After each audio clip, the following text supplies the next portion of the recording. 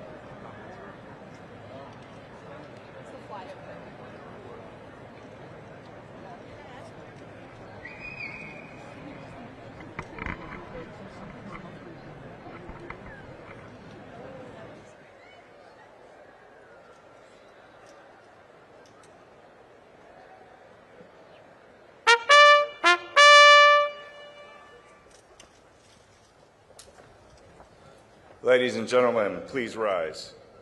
Arriving now are the Honorable John Phelan, Secretary of the Navy, General Eric Smith, United States Marine Corps, Commandant of the Marine Corps, and Admiral Jim Kilby, United States Navy, Acting Chief of Naval Operations.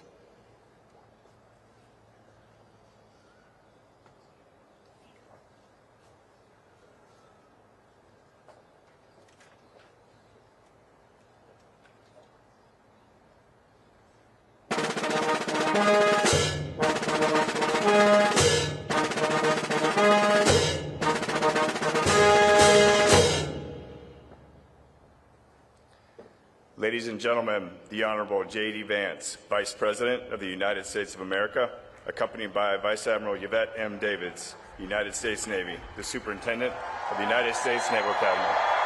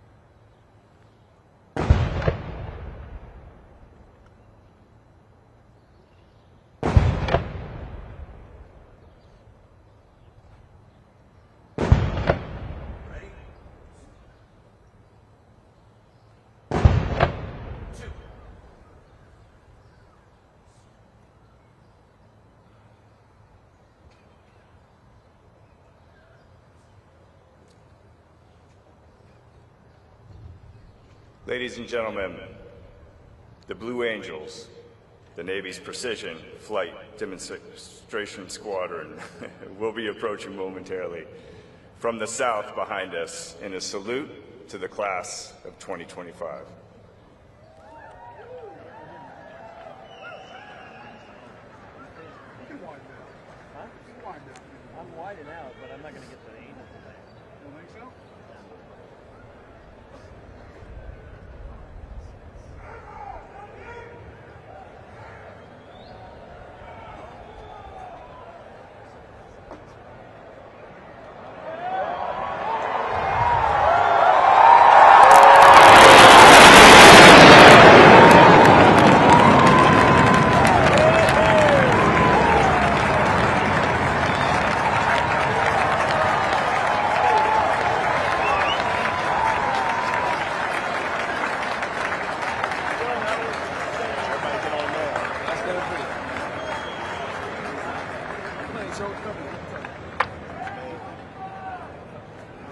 Ladies and gentlemen, we invite all of our guests to remain standing for our national anthem, sung by Midshipman First Class Quinn Gonzalez, and then the invocation by Captain Maurice Buford, Chaplain Corps, United States Navy.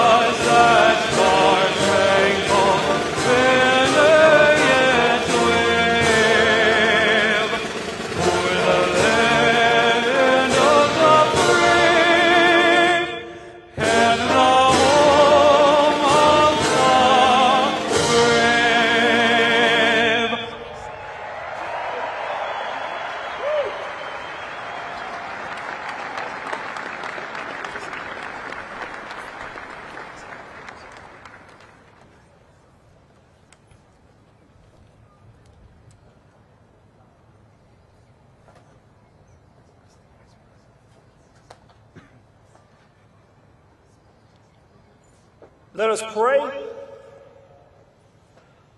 Most gracious and triumphant God, we come to announce to the world that these warriors are ready to fight tonight. For the record reflects they have the moral clarity for the fog of war, the mental agility to outwit the opposition, and more importantly, the spiritual readiness to say on behalf of we the people, of the people, and by the people, that the best is yet to come. So would you stretch forth your hand and stir up our faith as a people? For only then will we know that all things are possible to those that dare to believe. Now receive all of your glory, your power, and your honor forever. Amen. Please be seated. Ladies and gentlemen, the 65th Superintendent of the United States Naval Academy, Vice Admiral Yvette M. Davids.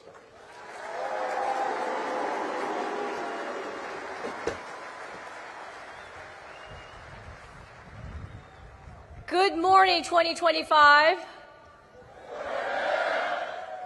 What a glorious day it is. Welcome to the graduation and commissioning for the great class of 2025.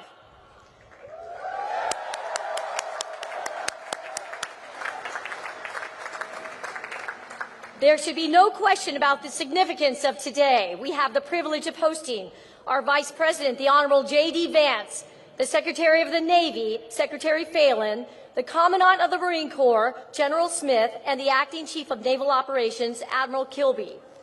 Also joining us today is Senator Sullivan from the great state of Alaska, a former Marine and the Chairman of the Naval Academy Board of Visitors. And esteemed members of the board, Congressman Jake Elzy of Texas, a proud member of the class of '92, and former fighter pilot, and Congressman Derek Van Orden of Wisconsin, retired Navy SEAL. And Congressman Rob Bresnam of Pennsylvania is also with us today. Thank you for joining us as we celebrate the class of 2025. I'm honored you could be with us today. Class of 2025, this week has been a whirlwind for you. So please allow yourself a brief moment to take it all in. Look around, go ahead, at your classmates next to you. Now up at the stands, find your family and friends and sponsor families and loved ones. Give them a wave.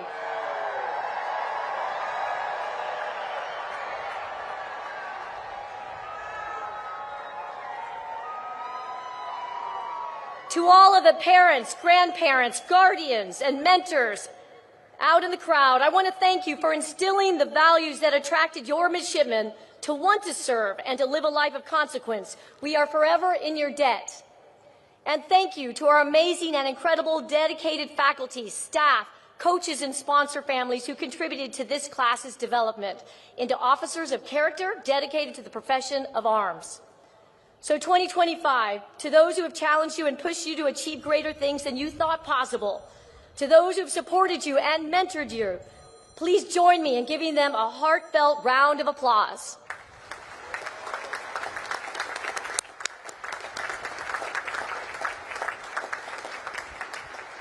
And thank you to all who have worked so diligently to set up this beautiful ceremony and to make this commissioning week so special. We appreciate you. A special welcome to the members of the class of 1975, 2025's link in the chain.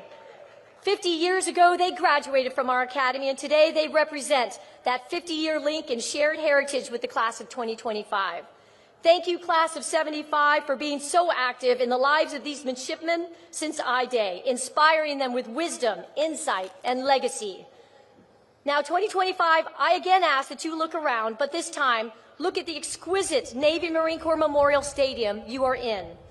Around the stadium, you will find the names of several U.S. Navy battles, engagements, and pivotal moments in our history. These names represent the Navy and Marine Corps' legacy from 1775 to 1845 to today. Each and every one of you is now an integral part of that legacy. So 25, look at these names, and now I want you each to pick one name that you can see, and I want you to remember that name, dedicate that name to memory. That name, it represents more than just a battle, more than just naval tactics and strategy or historical facts. The name you chose represents hundreds, thousands, or even hundreds of thousands of Americans, sailors, and Marines, naval officers who were once just like you, who rose to answer the call to service, who rose to the challenge of their age and chose to risk all in the service of others.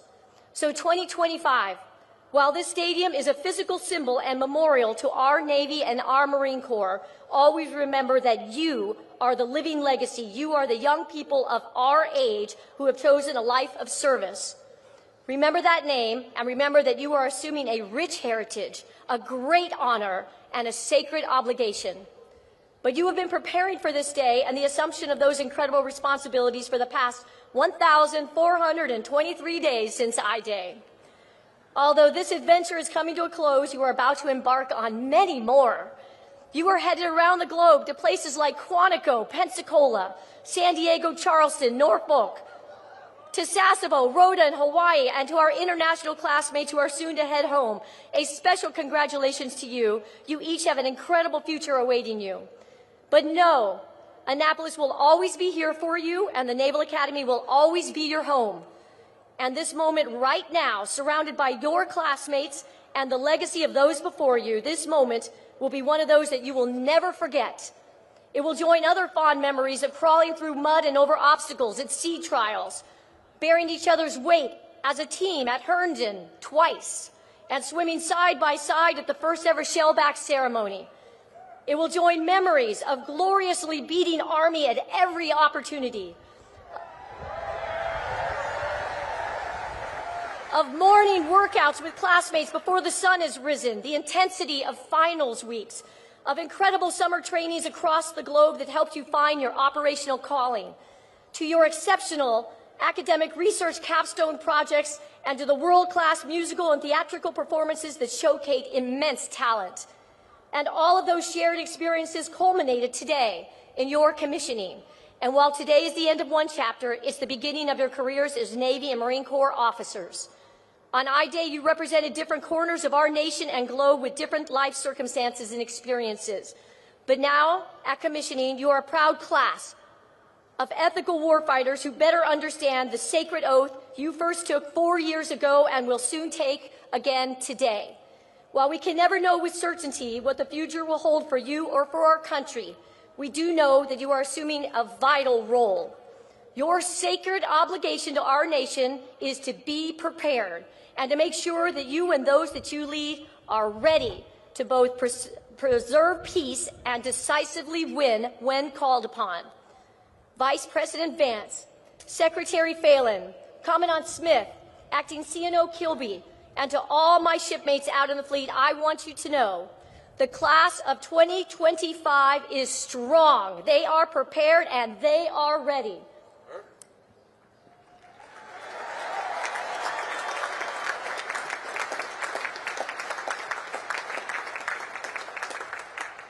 '25, your Naval Academy family is incredibly proud of you.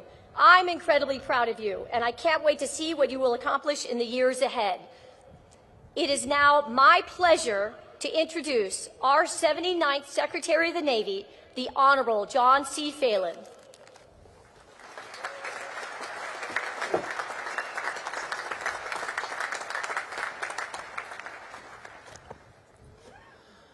Well, I've been to many events, but this may be the coolest visual I've seen, so congratulations, it's really awesome.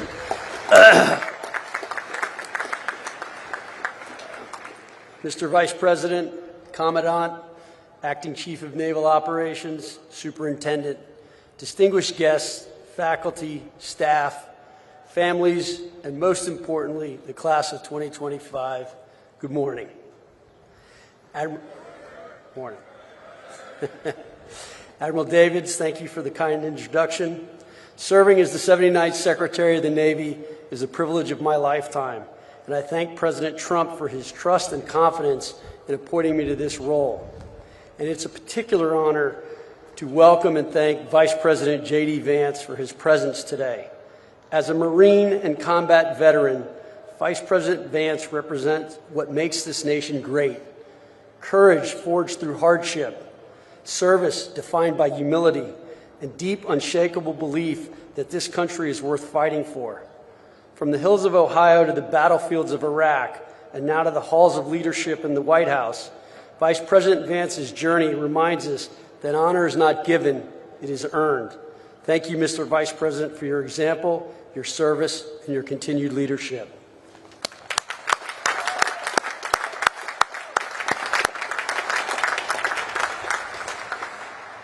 I'm truly honored and humbled to address the newest class of officers who will soon carry the weight of command and the hopes of our nation on their shoulders.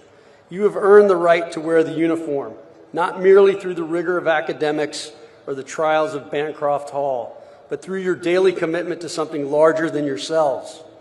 Today is a celebration, but is also a moment of transition. In a matter of days, you will be entrusted with lives, with missions vital to our national security, and with the legacy of those who came before you. From today forward, you are more than midshipmen. You are leaders in the Navy and Marine Corps, officers in a force that stands guard over freedom on every ocean, in every time zone, every hour of every day. That's no small thing, but let me be honest with you. What you're about to step into is not easy. The pace of change is accelerating. The threats are growing more sophisticated. The burden of leadership is heavier than ever, but so is the opportunity. The opportunity to shape the future of naval warfare, the opportunity to lead diverse, talented teams in ways that will define missions and even save lives. The opportunity to be exactly the kind of leader the world needs now. Smart, grounded, resilient, humble, and courageous. What will define you from this moment on is not your commission or your class rank or even your service selection. What will define you is how you lead when the pressure is on, when the plan falls apart, when lives are at stake, and when everyone around you looks to you for calm and courage. Leadership is never about you, it's about those you serve. General John Lejeune had it right when he said the relationship between officers and enlisted must be like teacher and scholar, not superior and inferior. Your people will teach you more than you expect. Respect that. Learn from them. Lead them well. You are not simply to give orders. You are to grow those under your command into something better.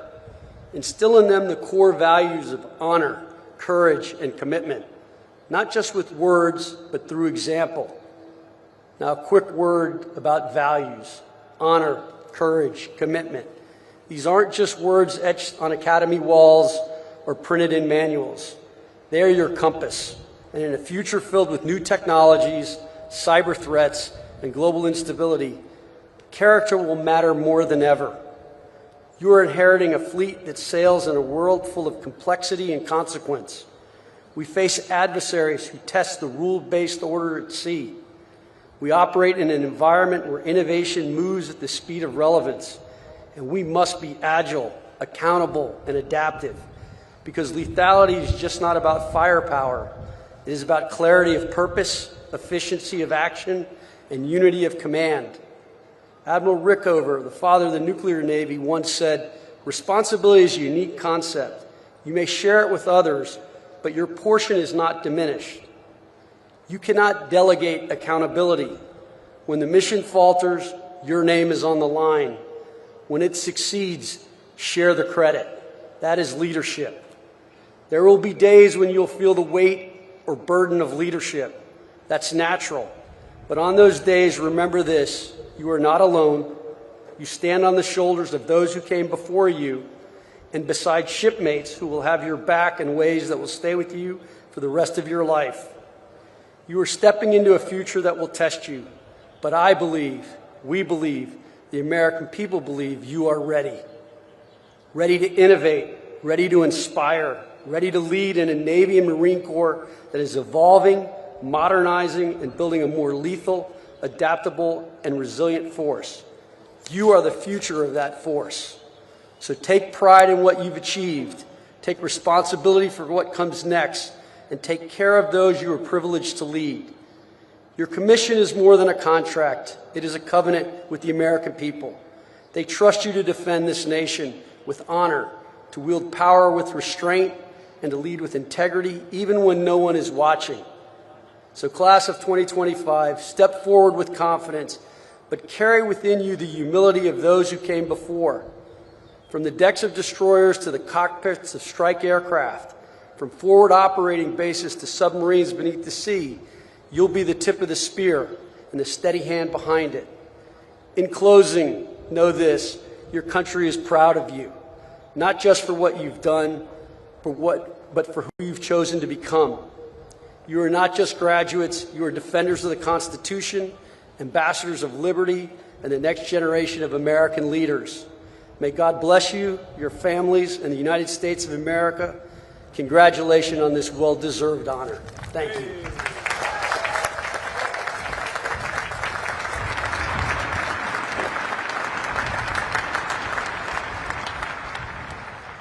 Ladies and gentlemen, it is my honor to introduce the 50th Vice President of the United States, the Honorable JD Vance.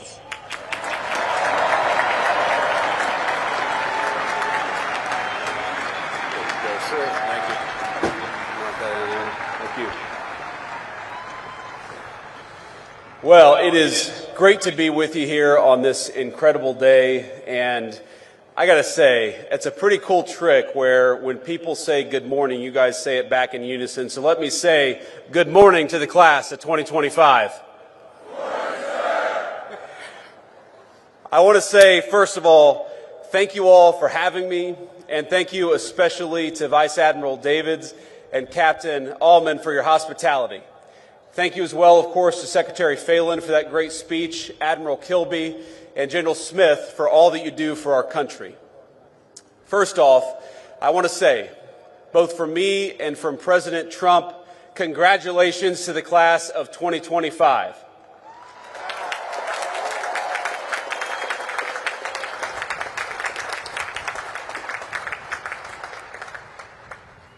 I want to say congratulations not just to you all, because you all have certainly earned a great honor, but congratulations to the families, the friends, the faculty, plus the other midshipmen and service members who join us on this beautiful morning and share in this incredible day.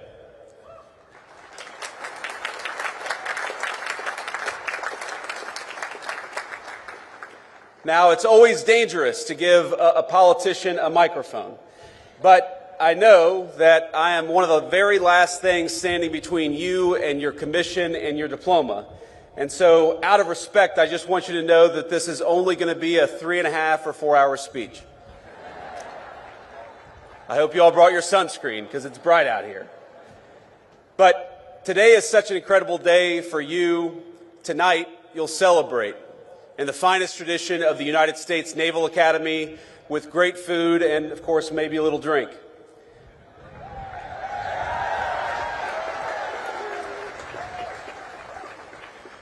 But I hope that as you celebrate, you remember that this is not just your day, as hard as you have worked for it. This day belongs to parents, grandparents, aunts, uncles, teachers, brothers, sisters, and so many others. You, all of you, are the product of an incredible legacy. People who worked hard to give you a good education, food on the table, and a sense of possibility. People who took you to church, to practices, to tutoring sessions. People who prayed for you when you struggled and celebrated with you at moments just like today. Most of you are fortunate enough to have someone here to celebrate with you. Some of you don't. But whether they are here with you or not, the very best piece of advice I can give you is to begin your life in the fleet with a spirit of gratitude. Be thankful for all the people gathered here today and those who aren't, because they made you who you are and they got you to where you are today. And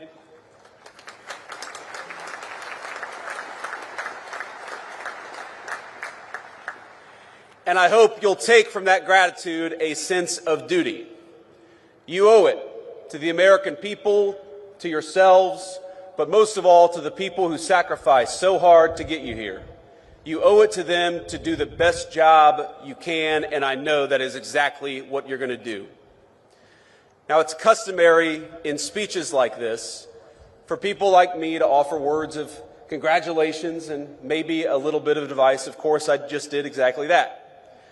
But you're not just graduates of some random university about to embark on careers in the private sector, and I'm not just giving another political speech.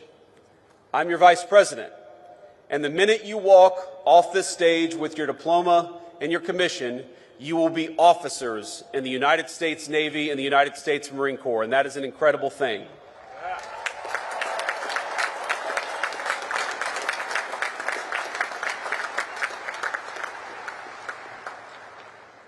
You will be leaders of men and women in our armed forces. So while President Trump and I congratulate you on this incredible achievement, I also thought it would be appropriate to tell you a bit about how the President and I think of your mission in this new and very dangerous era for our country.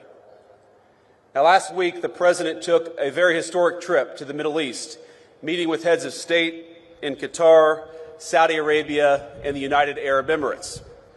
Most of the headlines focused on the trillions of dollars of new investment the President secured for our country, and that's, of course, an important thing.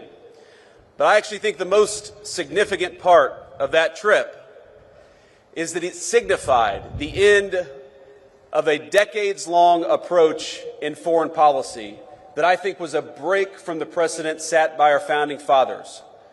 We had a long experiment in our foreign policy that traded national defense and the maintenance of our alliances for nation building and meddling in foreign countries' affairs, even when those foreign countries had very little to do with core American interests. What we're seeing from President Trump is a generational shift in policy with profound implications for the job that each and every one of you will be asked to do. Now, following the collapse of the Soviet Union, our policymakers assumed that American primacy on the world stage was guaranteed. For a brief time, we were a superpower without any peer, nor did we believe any foreign nation could possibly rise to compete with the United States of America. And so our leaders traded hard power for soft power. We stopped making things, everything from cars to computers to the weapons of war, like the ships that guard our waters and the weapons that you will use in the future. Why do we do that? Well, too many of us believed that economic integration would naturally lead to peace by making countries like the People's Republic of China more like the United States. Over time, we were told the world would converge toward a uniform set of bland, secular, universal ideals, regardless of culture or country. And those that didn't want to converge, well, our policymakers would make it their goal to force them by any means necessary. So instead of devoting our energies to responding to the rise of near-peer competitors like China, our leaders pursued what they assumed would be easy jobs for the world's preeminent superpower. How hard could it be to build a few democracies in the Middle East? Well, almost impossibly hard, it turns out, and unbelievably costly. And it wasn't our politicians who bore the consequences of such a profound miscalculation. It was the American people, to the tune of trillions of dollars, but more than anyone, it was borne by the people who were in your shoes just a few short years ago, by our service members and their families.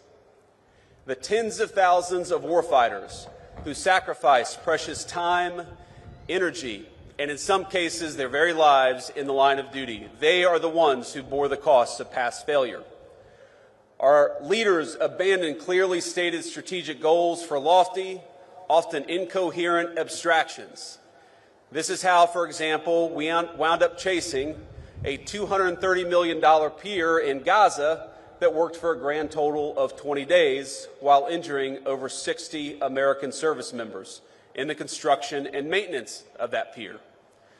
Our government took its eye off the ball of great power competition and preparing to take on a peer adversary, and instead we devoted ourselves to sprawling, amorphous tasks like searching for new terrorists to take out while building up faraway regimes.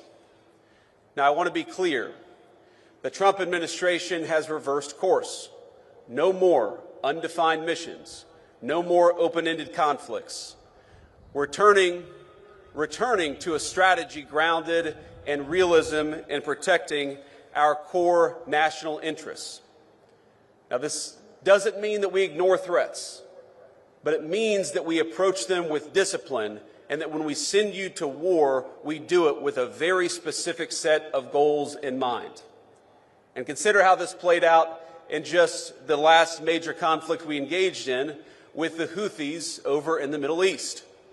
We went in with a clear diplomatic goal, not to enmesh our service members in a prolonged conflict with a non-state actor, but to secure American freedom of navigation by forcing the Houthis to stop attacking American ships. And that's exactly what we did.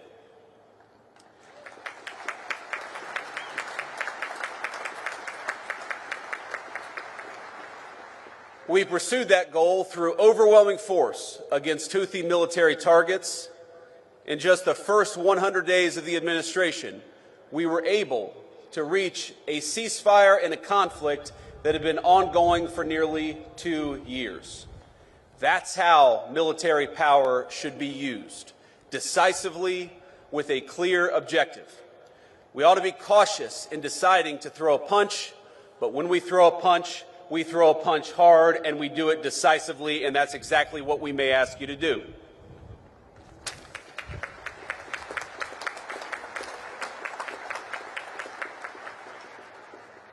Now, that shift in thinking from ideological crusades to a principled foreign policy will help restore the credibility of American deterrence in 2025 and beyond. With the Trump administration, our adversaries now know when the United States sets a red line, it will be enforced.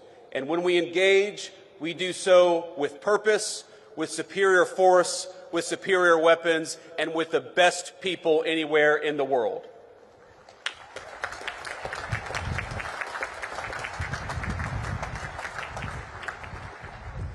Let me say something about weapons and the future of warfare. It is, of course, a priority of this administration, not just to keep, but to widen the technological edge between the United States military and our adversaries all over the world. In the wake of the Cold War, America enjoyed a mostly unchallenged command of the commons: airspace, sea, space, and cyberspace.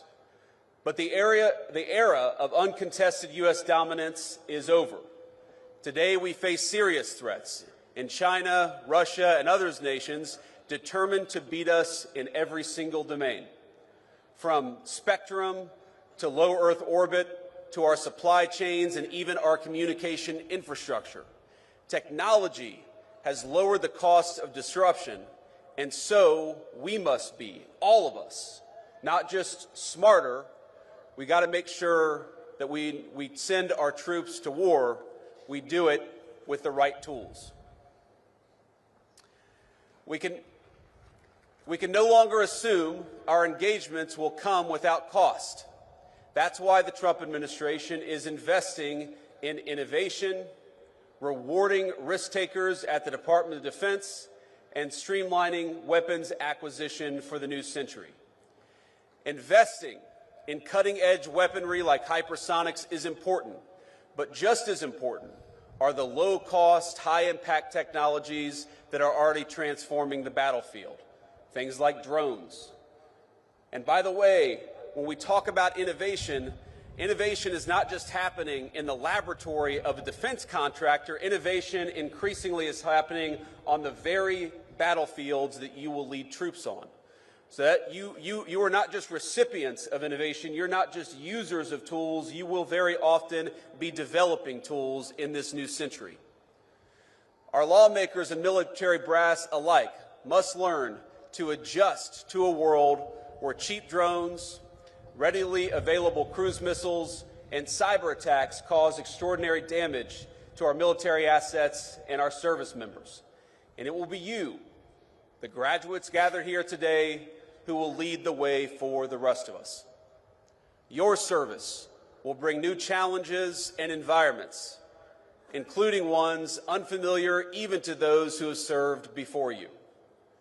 You will deploy new equipment, new systems, and new technology. And through those experiences, it is you who will learn, who will teach others, and will help our services and our entire country adapt to the future we're confronting.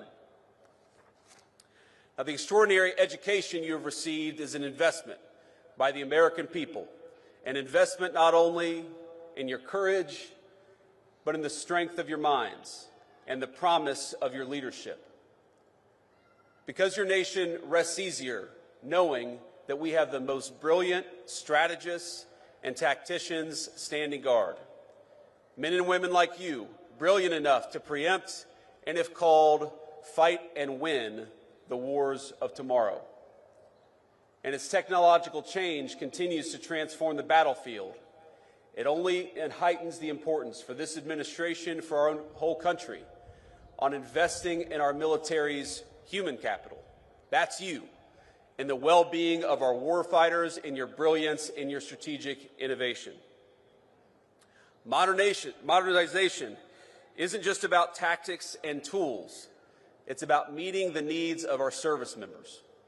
For too long, we asked too much of too few. Past leaders sent our service members on mission after mission with no exit strategy, no end in sight, and with little articulation for the American people or for the warfighters about what we were doing. When we extend the deployment of an aircraft carrier, that has real impact on people's lives, and we're aware of it. They miss their families, of course they miss their loved ones and their home life. They accept that sacrifice, and that's the job that you've taken on. But the job that we have taken on is to never misuse that sacrifice or never ask you to do something without a clear mission and a clear path home.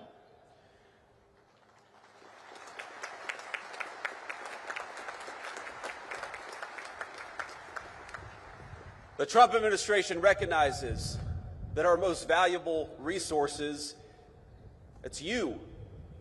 It's young people who are brave enough to put on the uniform and risk your life for this country. And we promise, I promise, to cultivate that resource, to protect it, and to use it only when the national interest demands. And what makes your new life so unique is that you must take multiple perspectives. You will be junior officers, of course, answerable to commanders, captains, admirals, generals, and people like me.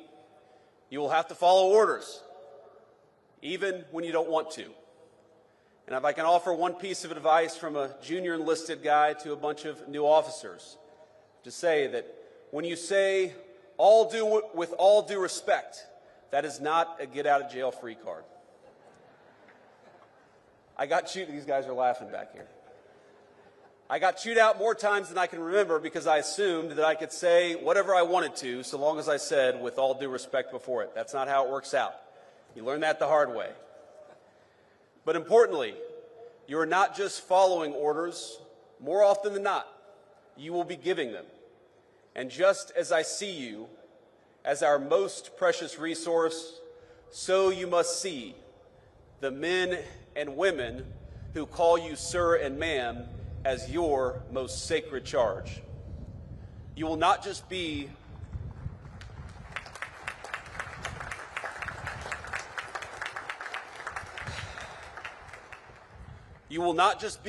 another boss.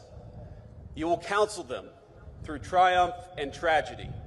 You will learn that there is no clear line between personal and professional for officers in the Navy and Marine Corps. But I encourage you to see them not just as people who must follow your orders, but as leaders in their own right with incredible wisdom and incredible potential. Now, this is shocking to think about, but there are senior enlisted people who started their careers in the Navy or the Marine Corps before you were born who will call you sir and ma'am and follow your orders. Think about what an incredible honor that is. And think about what an incredible opportunity it is, not just to lead these men and women, but also to learn from these men and women. And that is the task before you.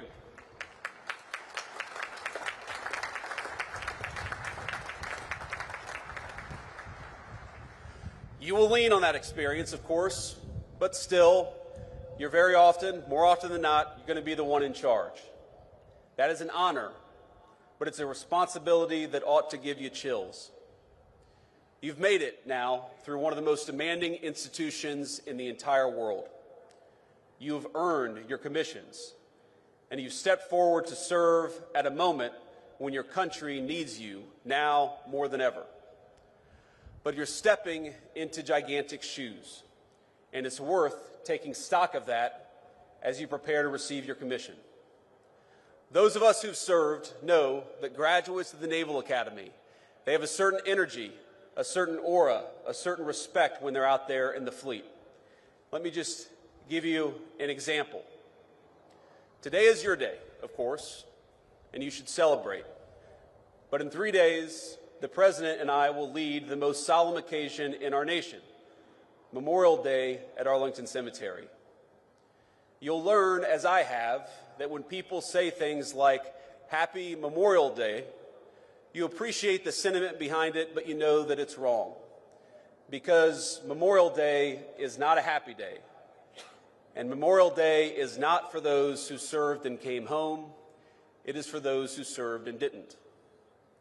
Every Memorial Day, I think about a graduate of this institution, Major Megan McClung.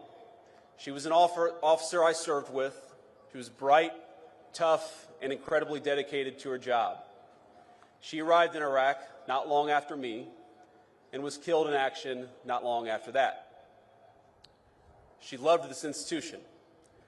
And like so many that came before her, she built on its legacy in the way that she served her country. Now, there are so many stories of great service in this institution. I look at these signs on this stadium, Belleau Wood, Midway, Guadalcanal. These are battles I read about in history books or learned about when I was a United States Marine. If you just try to read a list of the people who served after graduating from this institution, the list is almost so long you can't get through it. Senior leaders, commandants of the Marine Corps, chiefs of naval operations, astronauts, great business leaders, and even a few lowly politicians have graduated from the United States Naval Academy. Their service is an incredible legacy that they have passed on to you. And you are the bridge that connects the incredible heritage of this institution to the future duties and responsibilities your country needs you to perform. That's an incredible honor, but it's also an incredible responsibility, and I hope you take it seriously. People will look at you as graduates of the Naval Academy in a different way than they look at most of the people that you will meet every single day. They will look at you that way, yes, because you've worked hard, and yes, because you deserve this day, but they will also look at you differently because you stand on the shoulders of giants. And 20, 30, or 40 years from now, there are people who are going to be standing on your shoulders. So please remember that. Please take it seriously, and please recognize that you become part of a brotherhood and sisterhood that will enable you to do great things, that will support you as you do them, but will ask you to give back as you should in return. You are the inheritors of a national tradition dating back 250 years.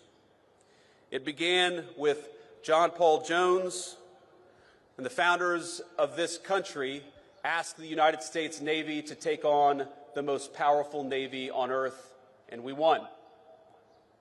Our first patriots knew the stakes. They did not seek out war. They did everything they could to advocate and petition for their own liberties. But when the time came, they raised a military, they raised a Navy, and they fought like hell. Their examples lives on in all of you. In their courage, we see the roots of your calling to be strong but not reckless, to seek peace but never at the expense of liberty, to hold firm to your convictions even when the cost is high. Now, I want to say to all of you, I've been vice president for all of about 120 days. And this summer, I will celebrate my 41st birthday. But I have never, in those 41 years, been so proud as I am today, to honor you, to celebrate you, and to congratulate you on a job well done.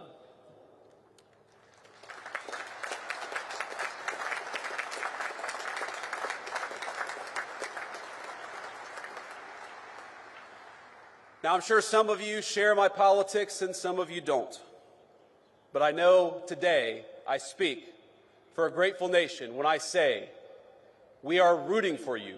Naval Academy class of 25, we are proud of you and we depend on you. Congratulations, Godspeed, and do great work.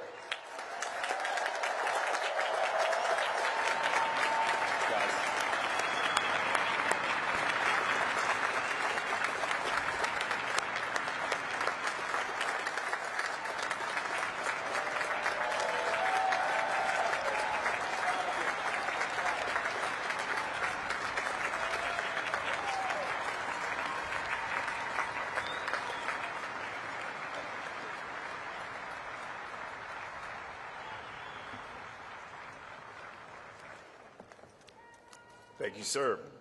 We will now confer the degrees. The Academic Dean and Provost of the United States Naval Academy, Dr. Samara L. Firebaugh.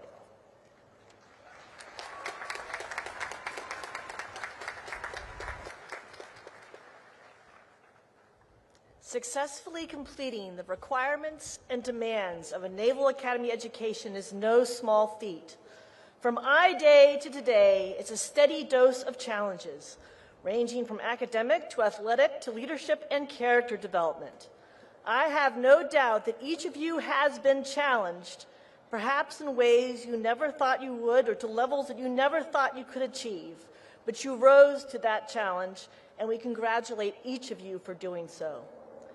To the families and friends of these soon-to-be Naval Academy graduates and officers, these soon-to-be ensigns and second lieutenants, and to the faculty and staff here today as well, I would like to thank you and congratulate you. The rare graduate is the one who never needed the support of family, friends, and mentors. These graduates, like the tens of thousands before them, have depended on your support and encouragement, and you were there for them when they needed it the most. I know you are proud of their success, and we are most grateful to you for your role in that success.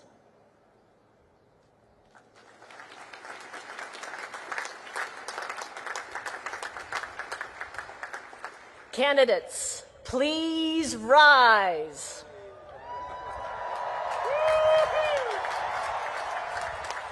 Admiral Davids, on behalf of the faculty of the United States Naval Academy, I present these candidates for the baccalaureate degree and recommend that this degree be conferred upon them.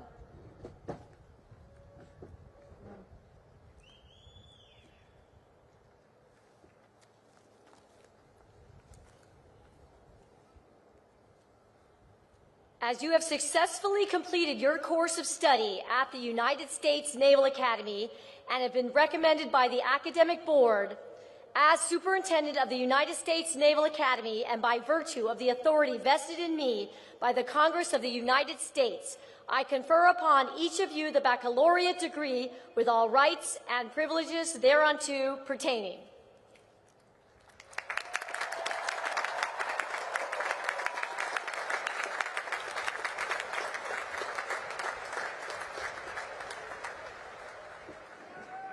All right, please be seated.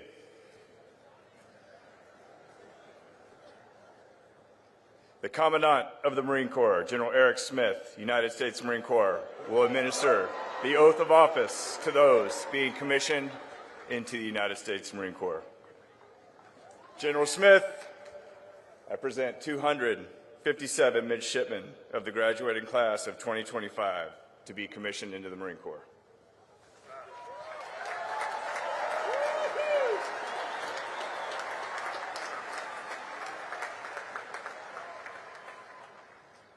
Well, good morning. Yeah, that sounds about right. Congratulations on this milestone achievement, and thank you for making the decision to serve. Today, you take your place in the ranks of Marine officers, a role of immense trust, responsibility, and consequence. You're joining a Corps forged in battle, defined by discipline, and bound by an unshakable commitment to mission and to each other. This is not the end of a book. This is the beginning of a whole new chapter. From this day forward, you are accountable for the lives, welfare, and success of the Marines you will lead. We don't lose. We're United States Marines.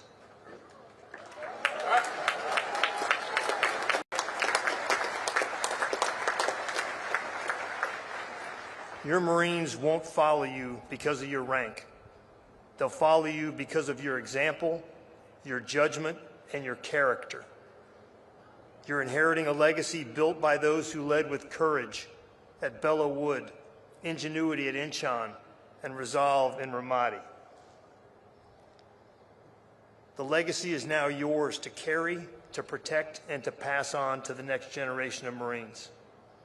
The oath you're about to take is a pledge to defend the Constitution, to uphold our values, and to lead with honor at all times. It binds you to something greater than yourself, to the nation, the Corps, and the Marines who will look to you for strength when it matters most, when the chips are down. You are not entering the unknown. You're stepping into a tradition of excellence, guided by those who came before you and supported by those who now stand beside you. The path ahead will be the most demanding period of your life, but it will also be the most rewarding work you'll ever do. We're proud to welcome you into the Marine Corps as officers.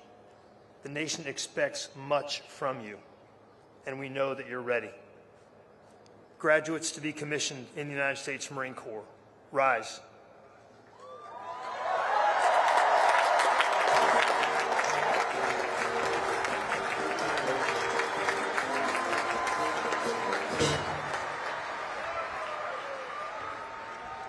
Raise your right hands.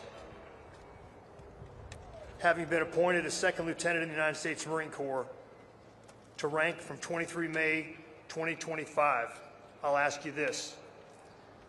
Do you hereby accept such appointment?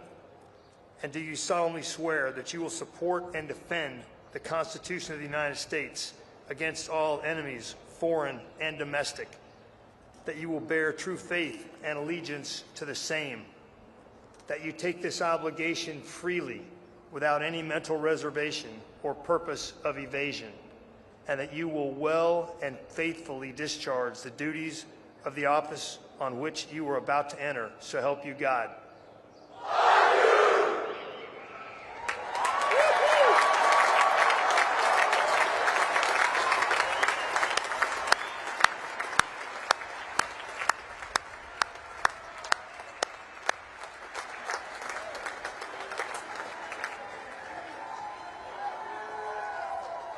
Second lieutenants, take your seats.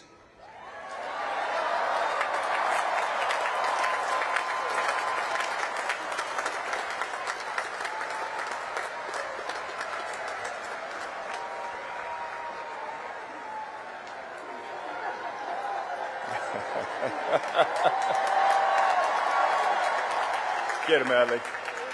All right, for the rest of you, the Acting Chief of Naval Operations, Admiral Jim Kilby, United States Navy, will administer the oath of office to those being commissioned into the United States Navy. Admiral Kilby, I present 764 midshipmen of the graduating class to be commissioned into the Navy.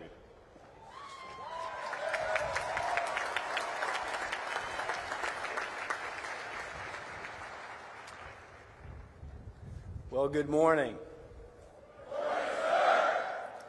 Vice President Vance, Secretary Phelan, General Smith, Vice Admiral Davids, parents, family and friends of the class of 2025, it's an honor to be here with you today. I want to echo those before me in taking a moment to recognize all of the families and friends present.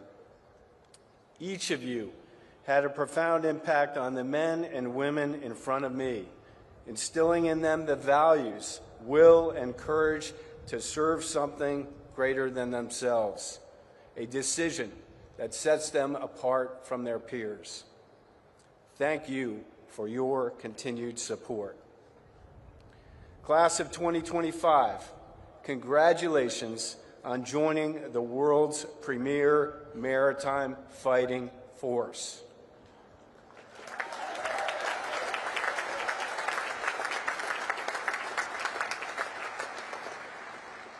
For 250 years, the United States Navy has provided our nation with the sea power and sea control needed to preserve our security, prosperity, and economic wealth. This year has been no different. Just take a look at our actions in the Indo-Pacific, in the Red Sea, and at the southern border. Soon, you will take your place in this Navy, delivering lethality and combat credibility against our nation's adversaries. I can think of no better time to join our fleet, and I can think of no better group of officers to meet this opportunity. Class of 2025, don't underestimate the significance of today. 39 years and 2 days ago, I was sitting right where you are, here in the Navy and Marine Corps Memorial Stadium. And in just a few moments, you will raise your right hand and swear an oath to the Constitution. You will be joining millions of Americans throughout our nation's rich history who have taken the same oath to support, protect, and defend. I am counting on you to uphold these same ideals that your predecessors fought for, to uphold our Navy's legacy, to honor courage and commitment. As I close, let me leave you with a few thoughts. First, service is a gift. It's a gift to our nation, and a gift that I know you've learned to appreciate. Wear your uniform with pride. Uphold the same standards of excellence that got you here today, and don't forget that you are serving something greater than yourself. Second, try your very best. Whether you serve for 5 years or 40 years, with great effort, you will learn much about yourself. Continue to improve on the things you are happy with and double down on those areas where you fall short.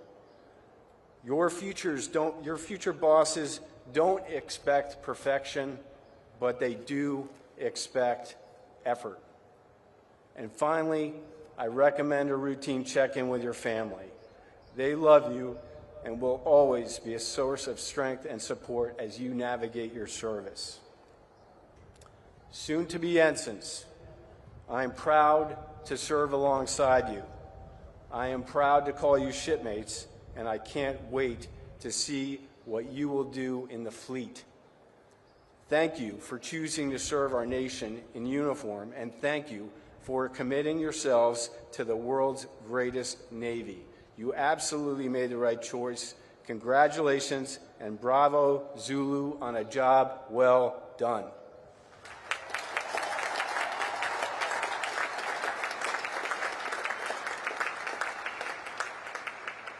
Graduates to be commissioned in the United States Navy, please rise.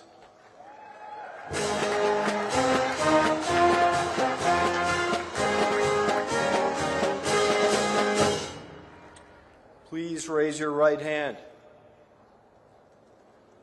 Having been appointed an ensign in the United States Navy to the rank from 23 May 2025, do you solemnly swear that you will support and defend the Constitution of the United States against all enemies, foreign and domestic, that you will bear true faith and allegiance to the same, that you take this obligation freely, without any mental reservation or purpose of evasion, and that you will well and faithfully discharge the duties of the office on which you are about to enter.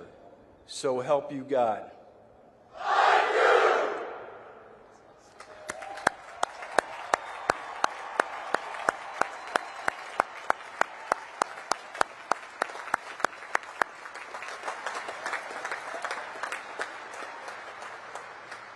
Ensigns, seats.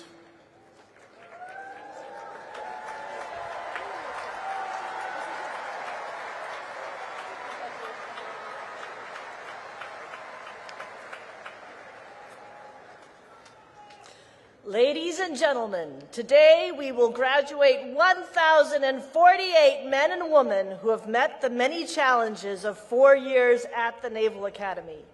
In addition to those you just saw commissioned into the Navy and Marine Corps, the class of 2025 also includes 14 graduates from 11 nations around the world.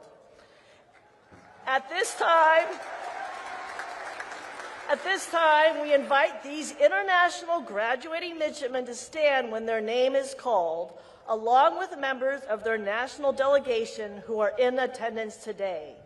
These graduates, whose national flags are flying above the memorial arches at the north end of the stadium, will return to their countries and serve with distinction in their armed forces or other government service. From the Arab Republic of Egypt, Zied El-Gandhi. From the Republic of Fiji, Ratu Malabua. From the Republic of Indonesia, Juandito Cahyo Nugroho. From the Republic of Indonesia, Febiarta Suryana. From the Kingdom of Jordan, Tariq El-Azema. From the Republic of Maldives, Hassan Nishaf. From the Republic of Peru, Luigi Caparini. From the Republic of the Philippines, Michelle Ann Angelou de Leon Matzo. From the Republic of the Philippines, John Arel Monreal. From the Democratic Socialist Republic of Sri Lanka, Isuru Ekanayaka.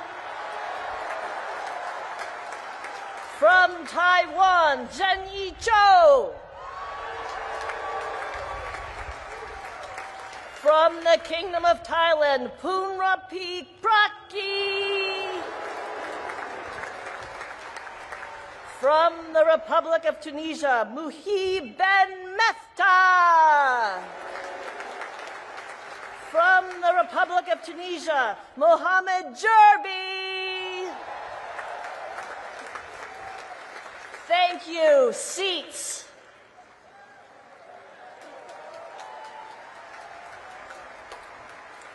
Today's graduates join the more than 90,000 men and women who have graduated from the Naval Academy since its founding in 1845. As part of our graduation ceremony today, members of the Naval Academy class that preceded this year's graduates by 50 years will honor this continuing chain of Naval Academy graduates by presenting engraved ensign or second lieutenant uniform devices to the class of 2025. Several members of the class of 1975 are listed in your program and are here today to participate in this special recognition of Naval Academy graduates' contributions across the decades. Please join me in recognizing and applauding these distinguished graduates.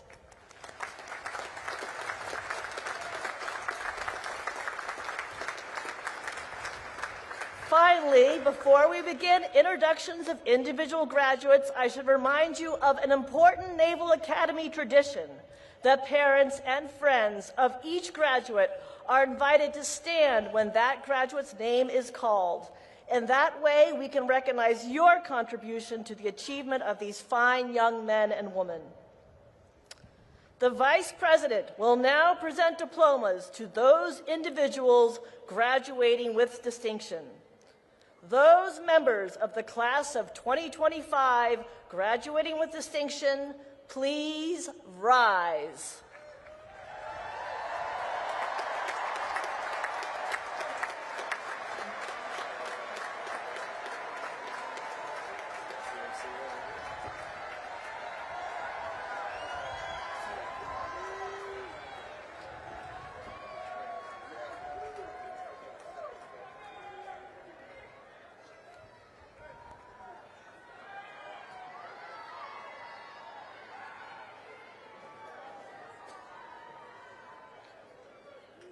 Owen M. O'Malley stands first in the class.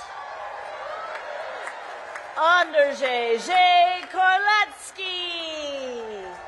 Tenley W. Radak. Sean D. O'Boyle. Matt T. Marinkovich. Brody A. Todd. Michael C. McGee.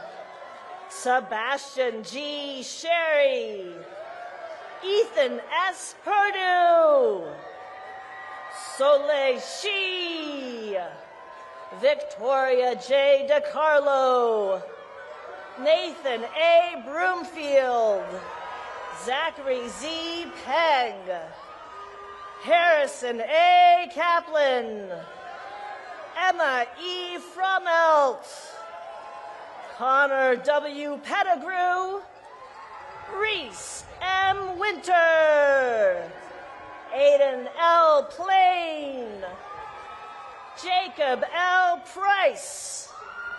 Jillian R. Onke. Ryan J. Ramondi. Justin T. Lau. Lucas G. Spyro. Molly M. Tressler. Joshua B. Herbert. Noel J. Poovey. Vishal R. Mandava. Noel M. Davente. Cooper A. Walsh. Richard A. Carter III. Sophia T. Utzinger. Grace Ann Peterson. Troy J. Boland. Nicholas Constantine Spears. Gavin A. Milligan. Daniel J. Mullen. Jackson W. Sudduth Jr. Samuel Mark Englund. John F. Janess, Lucas J. Schreiber, Dalton M. Keglovitz, Katie T. Stigler, Emma C. Kirby, Jonathan C. Howitt, Nathaniel S. Gunn, Olivia J. Love, Sebastian J. Gordillo, Jonathan R. Sauer, Hava Serafinsky, Ama E. Stott, Conrad P. Davis, Luke W. Sweeney, Stephen J. Lubers, Lauren M. Leckelt, Ivan P. Thomas, Marshall J. Hansen, Gabriel B. Spencer, Thomas Owen Pitchford, Engalau, Toby Jeffrey Davis II, Demetrius S. Bush, Owen M. Barron, Alexander M. Grande, Sean A. Patty, Amelia E. Steinbacher, Kyle T. O'Doy, Benjamin A. Miller, Kevin A. Lamb, Tanner Aloysius Kelly, Micah Jacob Verano Rica Fronte, Gabriel Euclides Wen, Andrew W. Fichtel, Samuel J. Beatty, Matthew Brian Coleman, Walker H. French,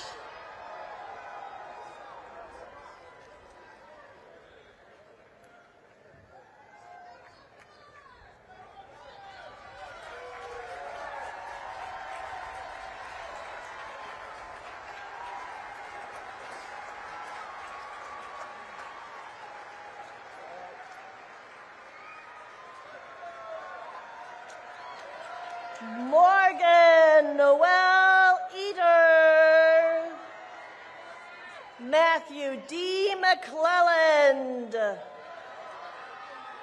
Maris E. Larkins, Gabriel V. Abreu, Sean D. Lloyd,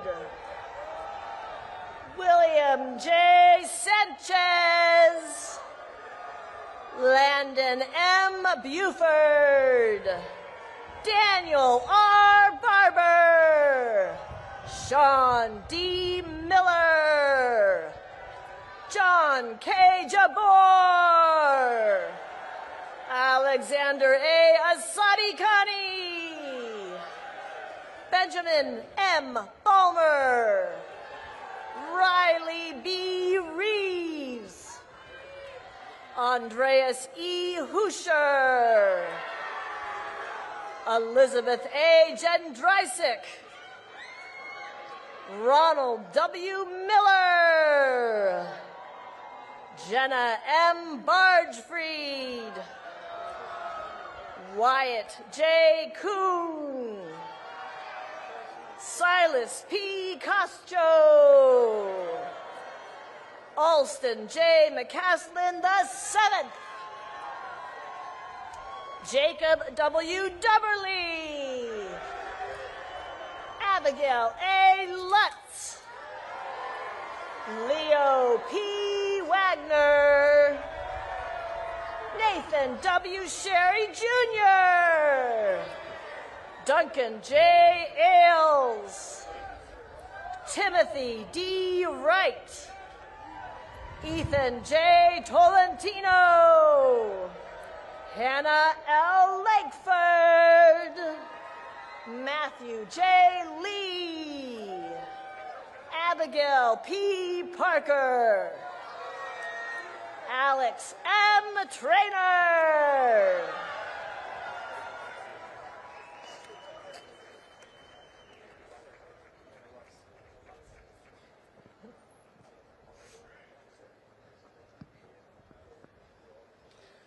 The Vice President, the Secretary of the Navy, the Acting Chief of Naval Operations, the Commandant of the Marine Corps, the Superintendent, and the Commandant of Midshipmen will now present diplomas to members of the graduating class individually by company.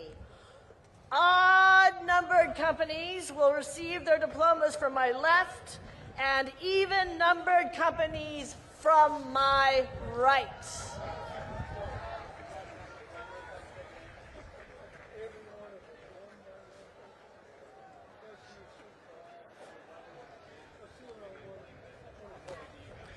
From the first company, Sanjuna Basumalik.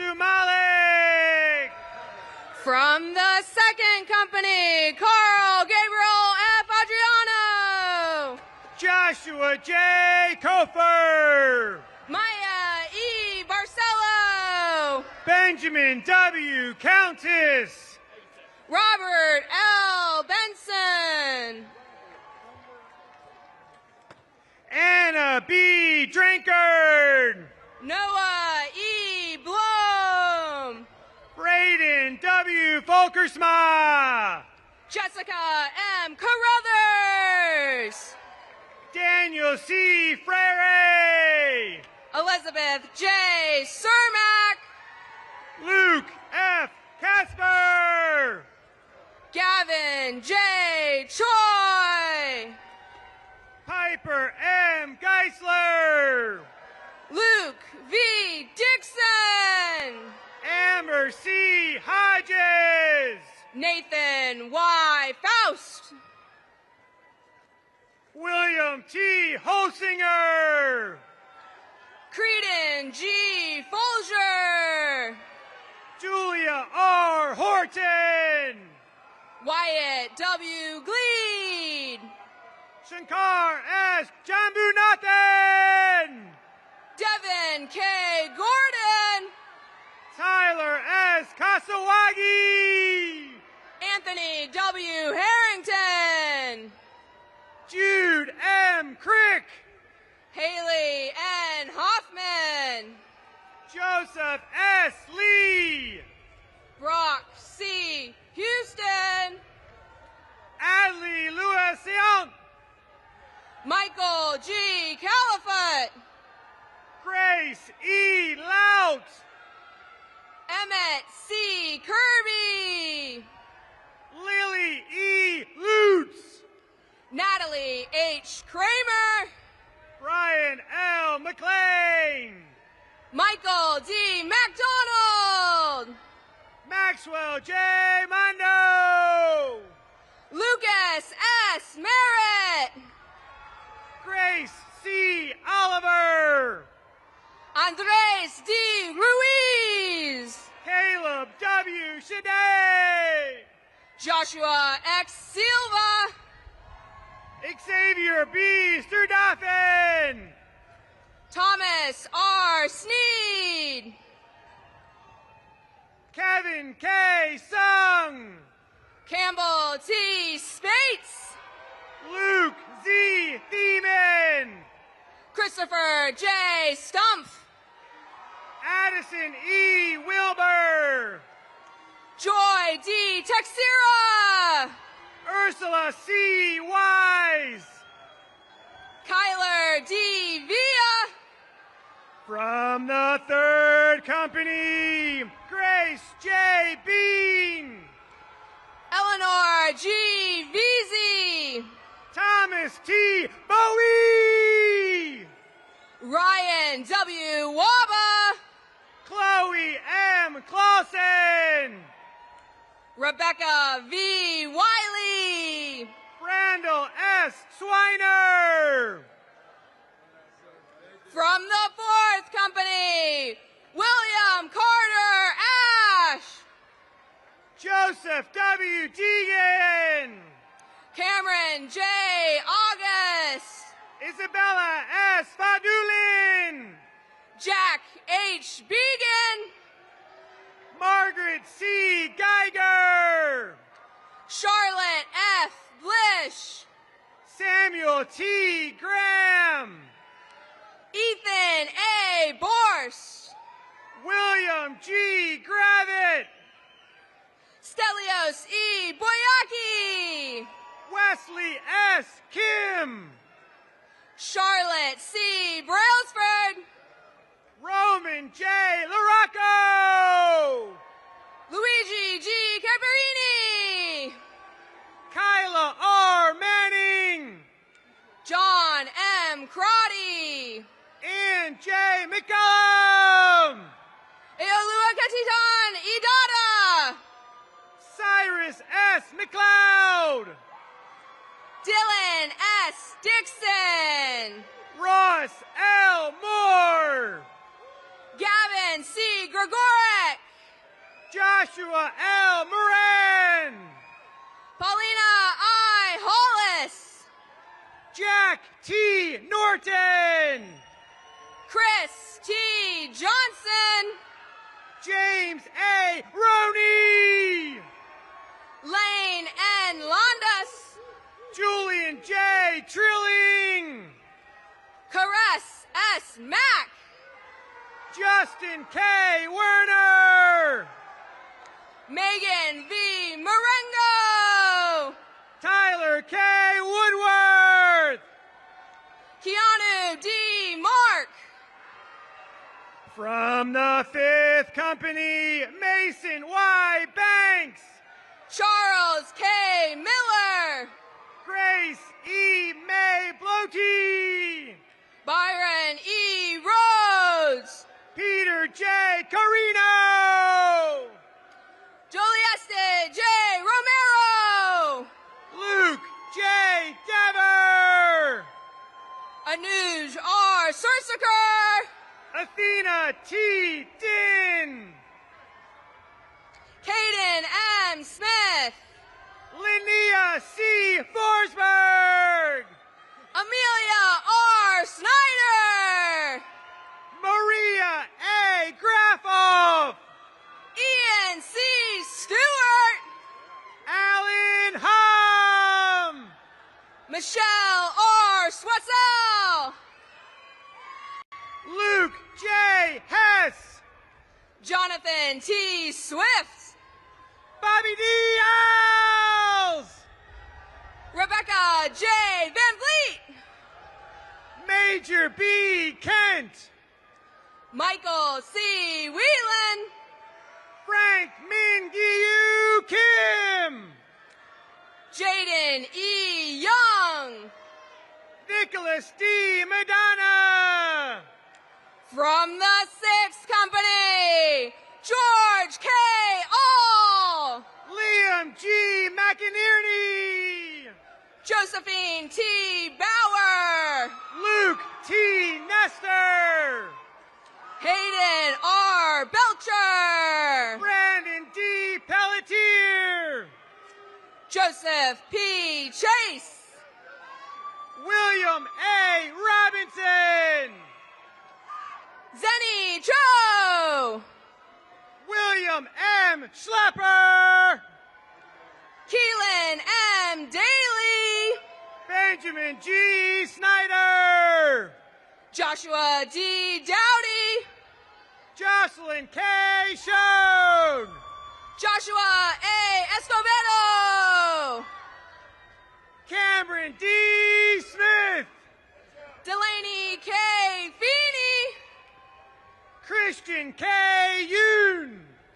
Luke E. Garner.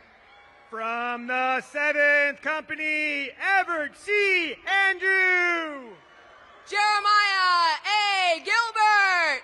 Daniel Alexander Angelou. Alexandra G. Huntimer. Luke G. Arts. Joseph L. Hurt. Sean Air Berrius. Peyton A. Jankowski. Evan S. Broderick. Alexandra A. Kwasniewski. Martel L. Carruthers.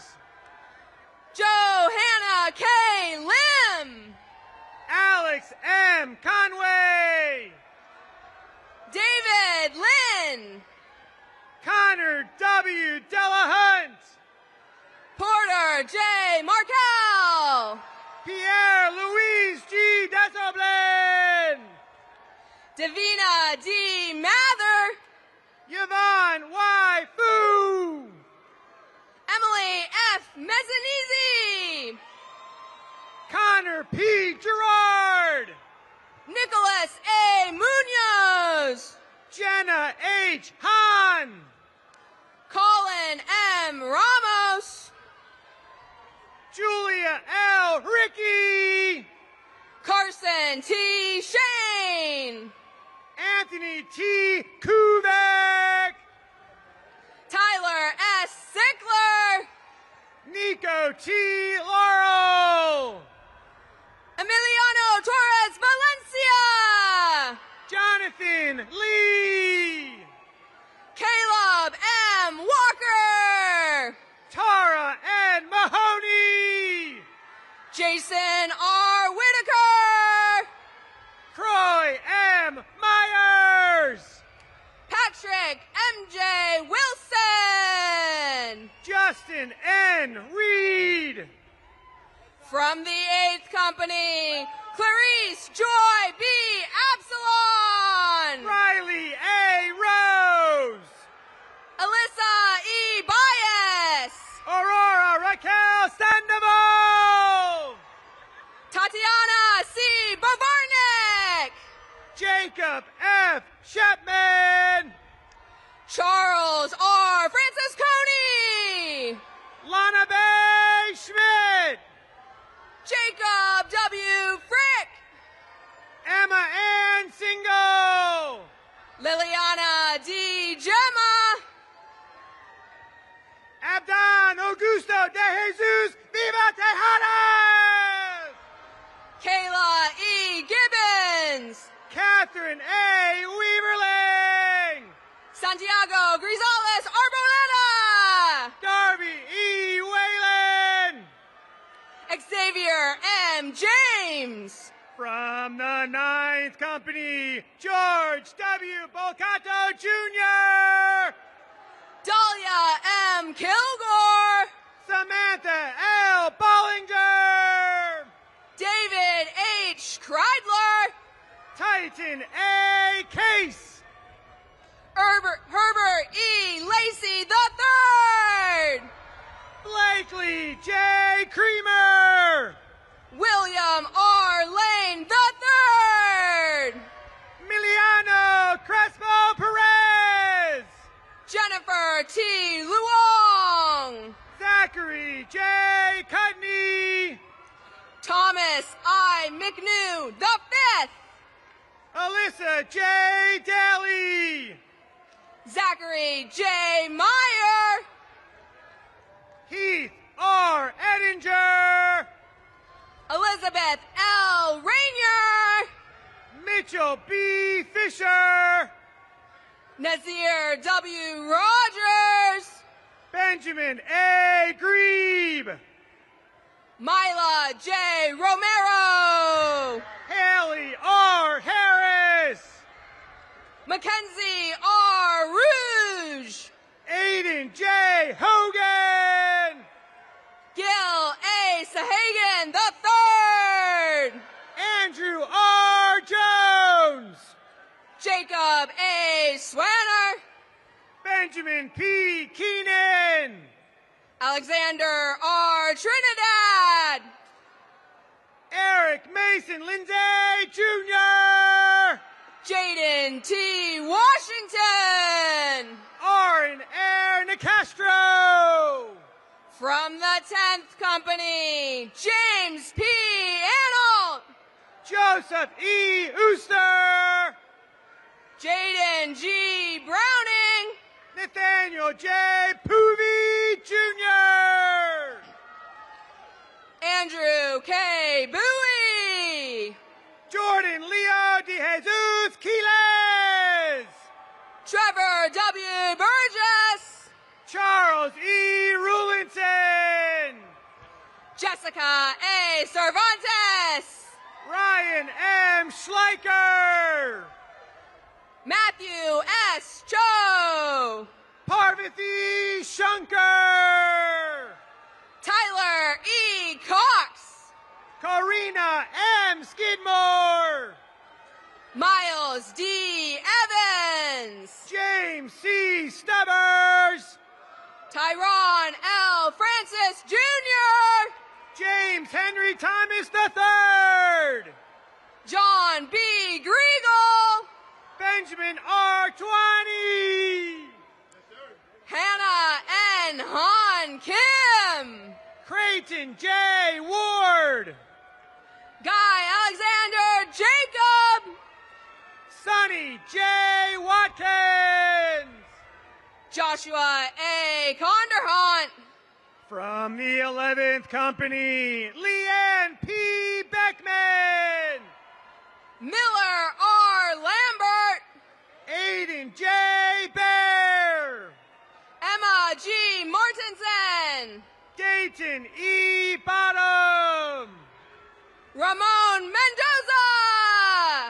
Evan A. Brown. Zoe M. Moore. Gavin M. Buchanan. Joseph J. Moraja. Noah M. Chavez. Sarah A. Owens. Jackson R. Furch. Maxwell T. Pastel. Sebastian A. Gordon. Alexa N. Riddle. Amin K. Hassan. Thomas A. Scully. Lauren I. Ledner. Bowen S. Shuttleworth. Miabella Martinez. Nathan C. Smith. Hannah L. McCarthy. Tyler J. Sweat. Ratu O. Malabua. And B.D. B. Williams Jr. Jameson Mazo Meyer. From the 12th Company, Apollos D. Burcham. Connor M. Munson. William L. Camp. Trenton X. Parker. Tyler T. Casey. Joseph A. Payton. Naomi Chow. Liam A. Pahamas. Christopher R. Cordner. Carson R. Ranu. Julia M. Davidson. Nicole J. Rosenfeld. Kavon R. Davis. Caroline C. Thurlby. Isaru Kalana B. Ekanyaka. Mariella G. Bararia. Paulina I. Finn. Braden P. Walker. Kenneth J. Johnson. Ryan T. Zhang. Jonathan S. Kim. From the 13th Company, Shaquille A. Aranes. Vincent S. Kim. Owen J. Beastie. Charles M. Creole. Simon E. Berger. Landon C. Kruger. Payne T. Carr. Vera E. Martinez. Russell S. Clark. May E. McConkey. Anthony J. D'Angelo. Doris Salt Morton. Ethan A. De La Garza. Benny J. Nolan. Emma E. Driscoll. Sean T.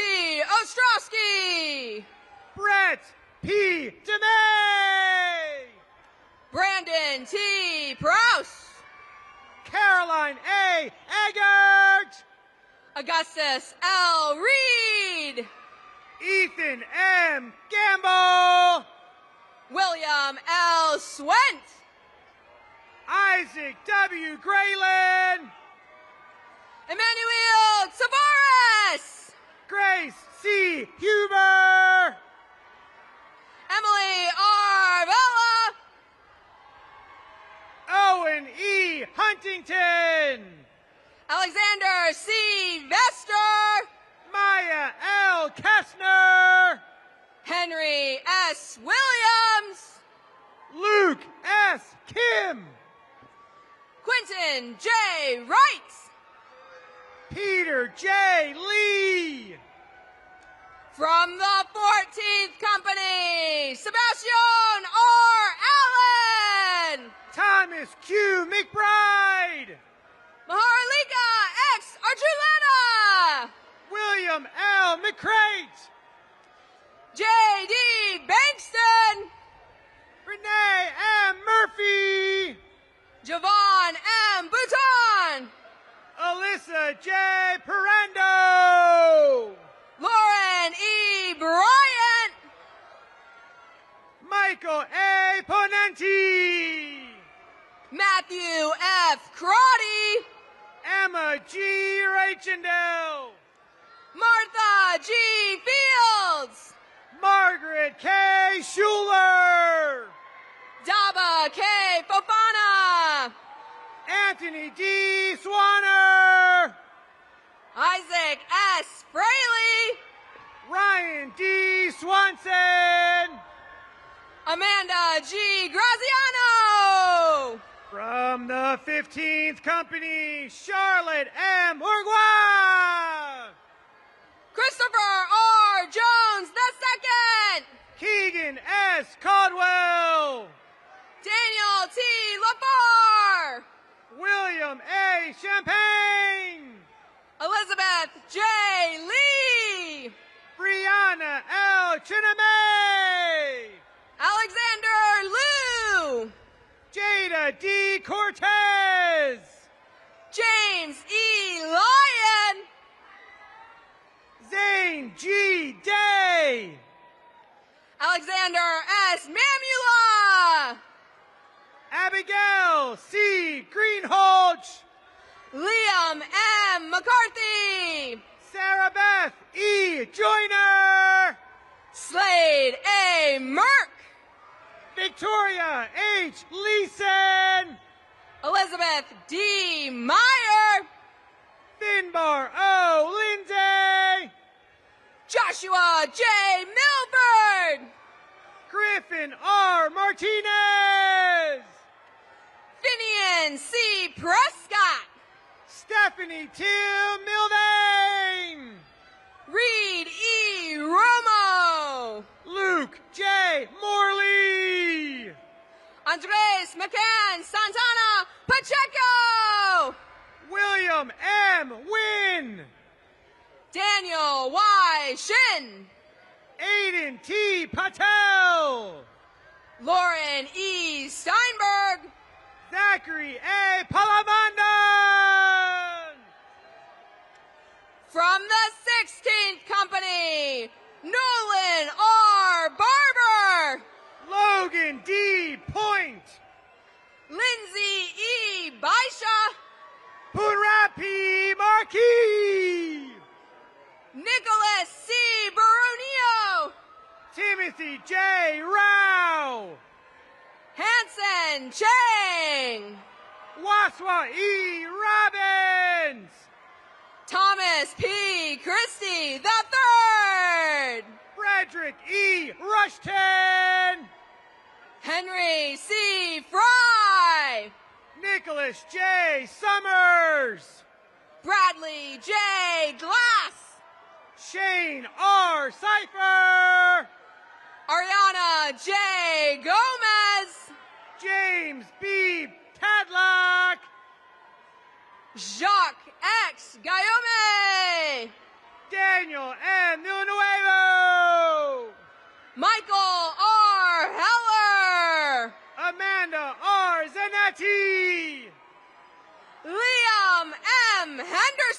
Sullivan. Nicholas A. Zolovic. Justice E. Hood. From the 17th Company, Colin S. Andrews. Joseph W. Kapsikevich. Katerina A. Chelius. Catherine V. Kelly. Tirza D. Daniel. Caleb R. Kotrakis. Dayton L. Delvicio. Gabriella M. Kroll. Connor P. Farrell. Austin L. Lockhart. Nicholas P. Gibbons. Martin N. Lopez. Elijah James Higgins. John S. Lundy. Aiden J. Hammonds. Rudy Radon M. Obina. Justin C. Hawley. Charles J. Olson. Grant J. Who. Sarah M. Rosenberg. Alexander P. Howard. Catherine T. Shaughnessy. Thomas T. Johnson. Blakeman R. Shaw. Jacob Y. Kim. Jackson W. Simmons. Emily Rose S. Kasanovich. Manuel A. Smith. Matthew G. Kasiri. Jerry A. Jelinek Jr. Lola M. Leone. From the 18th Company, Jodiel I. Arana. Ernst F. McDonald II. Zachary T. Barnum. John M. McNicholas. Joshua M. Clark. Megan M. Murphy. Addison Parker E. Davis. Gavin C. Nielsen. James M. DeJong. Brandon H. Horton. Sylvia R. Eklund. William C. Peters. Axel W. Fisher. Isabella G. Ramasco. Hunter M. Gawley. Brent L. Self. Charlotte V. Hall. Seth V. Talbert. Kendall R. Heber. Tanner B. Wade. Alexander B. Hoot. John H. Walsh. James W. Jewell III. Edmund W. Yip. Thomas M. Christenisi. From the 19th Company, Johann R. F. Workey. Jonathan N. Linville. Abigail J. Artman. Ryan L. Lowe. Sophia I. Begillid. Tyler T. McGee. Andrew N. Kyrielason. Grace E. Martin. Quaden V. Kofer. Marcel K. Perizal II. Jackson S. Davis. Mila M. Reardon. William J. Detmer. George J. Ruiz. Liam P. Golden. Jared A. Shad. Riley C. Haugen. Nathan M. Stevens. Moises Hernandez. Nathan G. Sukina. Ava F. Huber. Cameron A. Summers. Brooks J. Kirchen. William F. Walsh. Alexander D. Kirkland. Joshua J. Ward. Jaden X. Leonard. Robert I. Zyman. Mitchell S. Lewis. From the 20th Company, Brianna L. Baker. Lindsay M. Linville. Seth W. Baylor. Logan E. Lewick. Anna G. Cherian. Miguel A. Matute. Danielle I. Gine. Belinda B. Nessett. Grant D. Glasgow. Eric M. Nordquist. William S. Goldsberry. Emily K. Tannenbaum. Kellen R. Gravete Peralta. Luke A. Terrell. Caleb L. Gross. Richard P. Verrier IV. Jenna Rain Hernandez. Noah B. Ward. Enoch J. Kim. From the 21st Company, James R. Adams. Keanu R. Manuel. Micah H. Evans. Michael B. Marconi. Natanis T. Gaver. Sarah C. Moore. Ellen O. Ha. Ayotoye O. Oguntuashe. Charlotte A. Hill. Donald O. Pubens. Michael K. Cullilau. Peyton M. Pontiff. Christian C. Kier. Lane M. Rivera. Daniel S. Kim. Christopher E. Robertson. Joshua J. Kim. Jordan L. Sanders. Joseph R. Libby. Addison G. Schofield. Cody S. Little.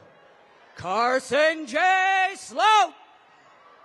Dominic J. Madigan. Murphy M. Smith. Peter T. Mitchell. Fabiarta Sariana. Mackenzie B. Moore. From the 22nd Company, Yvette Ayala. Tristram R. Moore Jr. Charles E. Brady. Sydney A. Bowery. Angelino Y. Cheng. Vanessa E. Munoz. Benjamin C. Dabick. Doris C. Nelson. Jack T. Finnegan. Austin D. Payne. Colby K. Gross. Caitlin Capillo Pepin. Anthony J. Ha. Ryan J. Rajapaksha. Sean E. Harris. Andrew L. Rugg. Jeremy R. Heaton. Maurice Paulo B. Salion. Bennett J. Huffman. Alex D. Sanchez. Cecilia B. Iliff. Jackson P. Schuldis. Yoon Sa Jung. Sophia M. Stocker. Cruz C. Kaufman. William B. Webb. Elizabeth A. Kelly. Abigail H. Yos. Brandon J. Coombe. W. Forrest York. Rodrigo Milan. From the 23rd Company, Brown H. Bedard. General O. Monreal. Joseph B. Camuso. Cole M. Phillips. Caden R. Carey.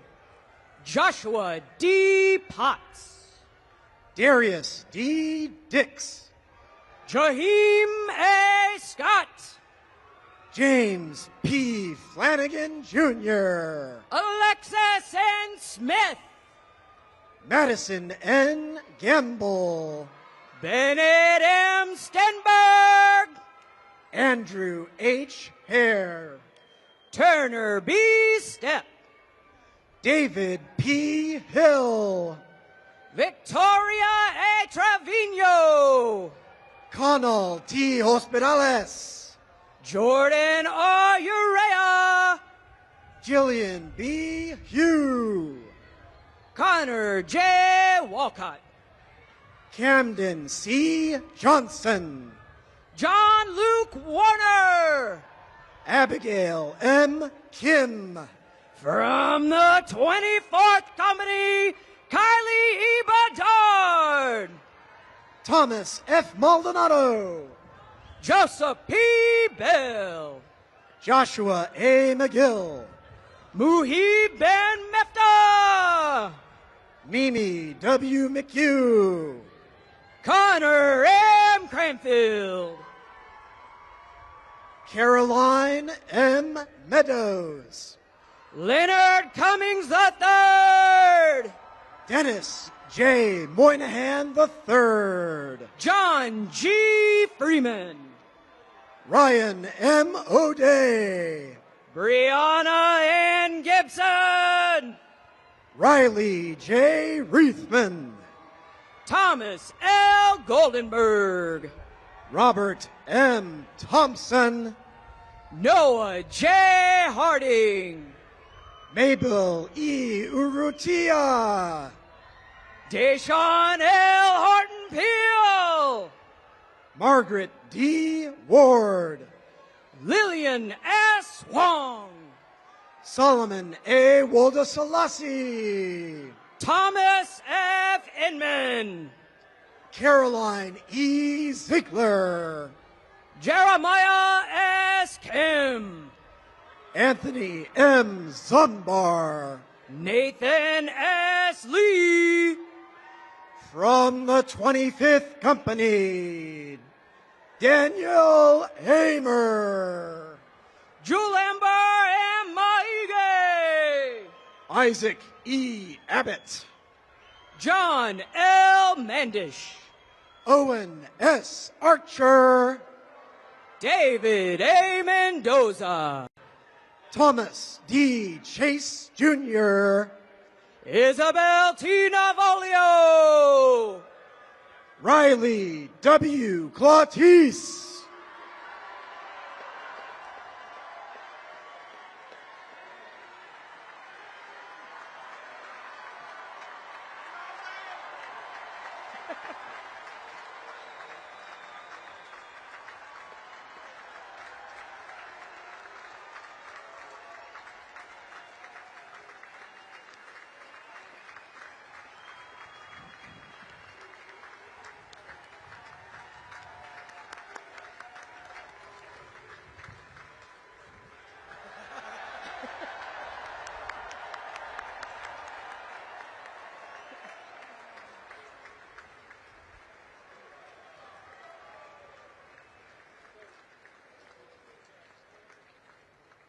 Austin B. Nolan. Peter C. DeYoung. Copeland T. Nowell. Cameron R. Delaney. Blake A. Simmons. Kaylee E. Dion. Emily K. Spencer. Marley S. Duncan. Pedro L. Suarez Solar III. Eric A. Eads. Regis L. Velez. Nicholas J. Edwards. Himat S. Walla. Aiden J. Jibo. Jacob P. Welch. David E. Graham. From the 26th Company, Robert O. Jenna M. Jellidick, Thomas M. Cho, Justin A. Kirkpatrick, Evan T. Conway, Orion J. Kolkowski, Christopher J. Crane, Christian T. Landis, Frank A. Davis Jr., Scott F. Lyons, Harlan G. Dean, Nolan R. McEachin, Benjamin D. Eichholtz, Kieran E. V. McRae, Robert A. Flores, Gabriel Joaquim E. Santiago, Finley C. Golden, William D. Schneider, Isabella P. Gorzinski, Yasin M. Spanta, James D. Griffin, Sawyer C. Stevens, Eli C. Jones, Justice S. Walters, Joseph S. Kelsey, Alexandra R. Wersinski, Mia N. Lasanti, Allison J. Wright, Olga P. Lopez, Ashley P. Yee, Maggie Mahoney, Patrick C. Zawislak, Ezekiel C. McKinney, from the 27th Company, Chamonix E. Bass, Connor M. Melanowski, T. Cohen Bruner, Harrison J. Morrow, Zachary M. Fuchsluger, David M. Niski, Savannah I. Goska, Samuel R. Norville, Quinn M. Gonzalez, Madison L. O'Donnell, Bianca M. Harris, Alfonso D. Puma, Caroline A. Irwin, Brian A. Strickland, Caitlin S. Johnston, Kelly J. Sullivan, Mallory F. Jordan, Ty M. Webb, Kevin Kang, George E. L. Wright, Jack W. Lang, from the 28th Company, Ivan D. Aguirre, Bradley A. Leibel, Jack P. Albrecht, Mia S. Machado, Peter J. Ashes, Tehran E. Madison, Grant M. Bartuska, Indiana M. Mitsunaga, Thomas A. Irwin, Abigail B. Palea, Nolan A. Philby, Cole E. Petrusha, Matthew M. Gustitis, Tanner G. Russell, David M. Hickson, Lev Solov, Rachel Huang, Sadie M. Skinner, Joshua P. Huner, Randy B. Terry II, Kara L. Hunt, Eric I. Tingle, Madeline M. Klippenstein, Son M. Tran, Avery E. Konechny, Tanner J. Wadovic, Nicholas H. Layton, Nicholas J. Zito, Brandon D. Lee, from the 29th Company, Aiden S. Aguilar, Michelle and Angelou D. Mazzo, Andrew B. Bailey, Madeline A. Myers, Sydney G. Bear, Jason Q. Wen, Ryan K. Basford, Mary C. Root, Connor J. Breen, Catherine L. Ryan, Andrew J. Cabral, Xander D. Spees, Justin T. Carl, Catherine E. Varnado, John T. Casano Boris Jr., Matthew Wang, Richard D. Crockett III, William M. Wirt, Alexandra J. Edelman, Nicholas K. Wydeck, A. J. Hinton, Andrew B. Wilkinson, Mohammed A. Jerby, Ryder J. Idiarte, Catherine B. Kadima, Miriam A. Yusel Lazo, Tatum L. Kelly, from the 30th Company, Samantha A. Amo, Ethan E. Canar, Zoe J. Adama, Benjamin D. Leprod, Ian A.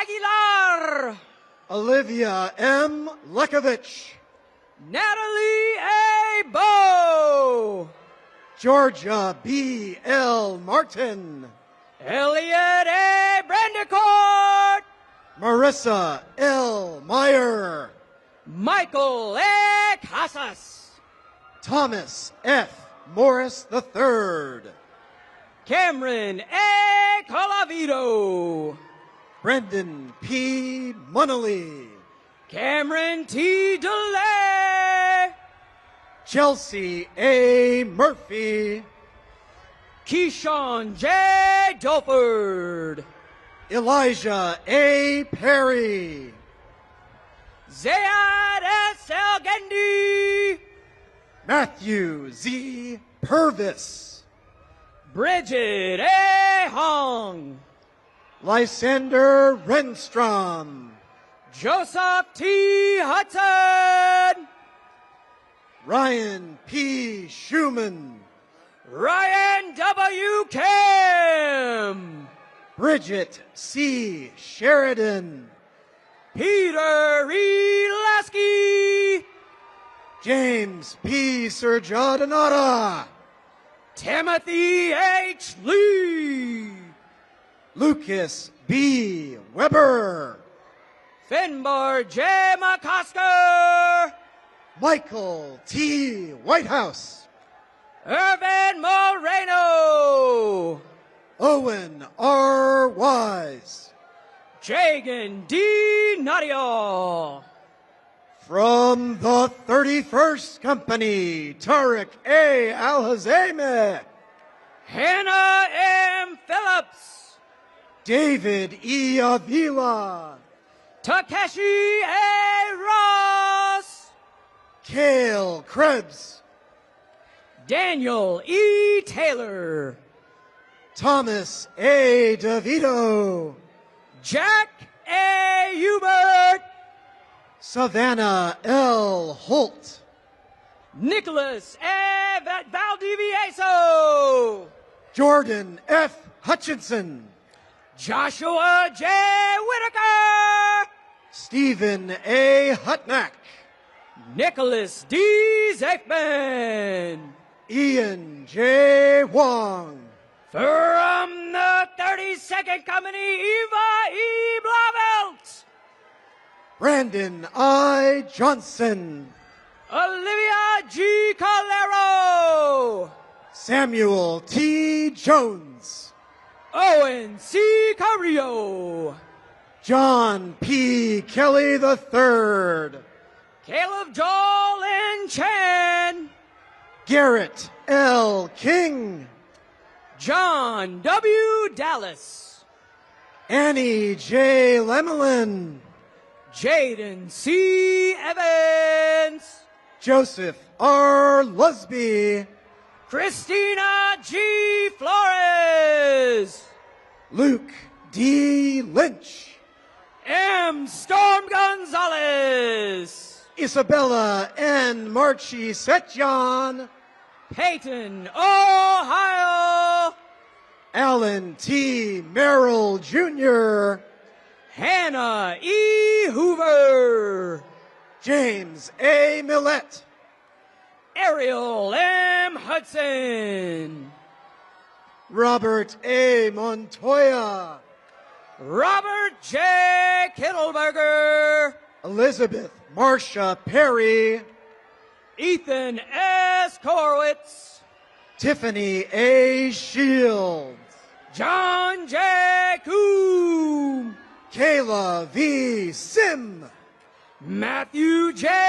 Lexa, Caitlin J. Stout, Gavin A. Livingston, Tara M. Thompson, Alexander L. Mills, Lois Y. Michael P. Murphy, Ty C. Van Winkle, Sydney G.L. Niddle, from the 33rd Company, Harrison J. A. Beckwith, Noah G. Nuez, Jacob M. Darrow, Juanito C. Nugroho, Joshua C. Davis, Sierra D. Paoli, Sadie J. Eiting, Anthony A. Fenn, Joyce Fung, Renell J. Spears, Victor I. Gallardo, Olivia Zhang, Kalele Ikoka Nohona Makwana Hakes, from the 34th Company, Rowan M. Brown, Coriana Jensen, Daniel G. Donovan, Timothy C. Jung, Ryan T. Garber, Christopher G. Kim, Timothy I. Hill, Jaden J. Christer. Use the mic. You're dead.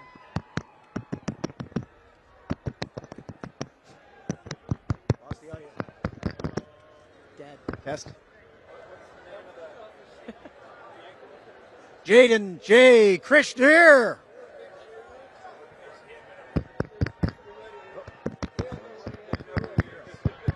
There's no AV. No. He didn't take the diploma? I don't know. Well.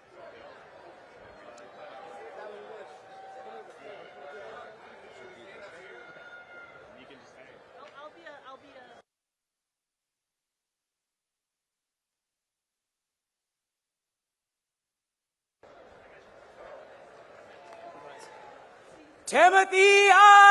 Hill,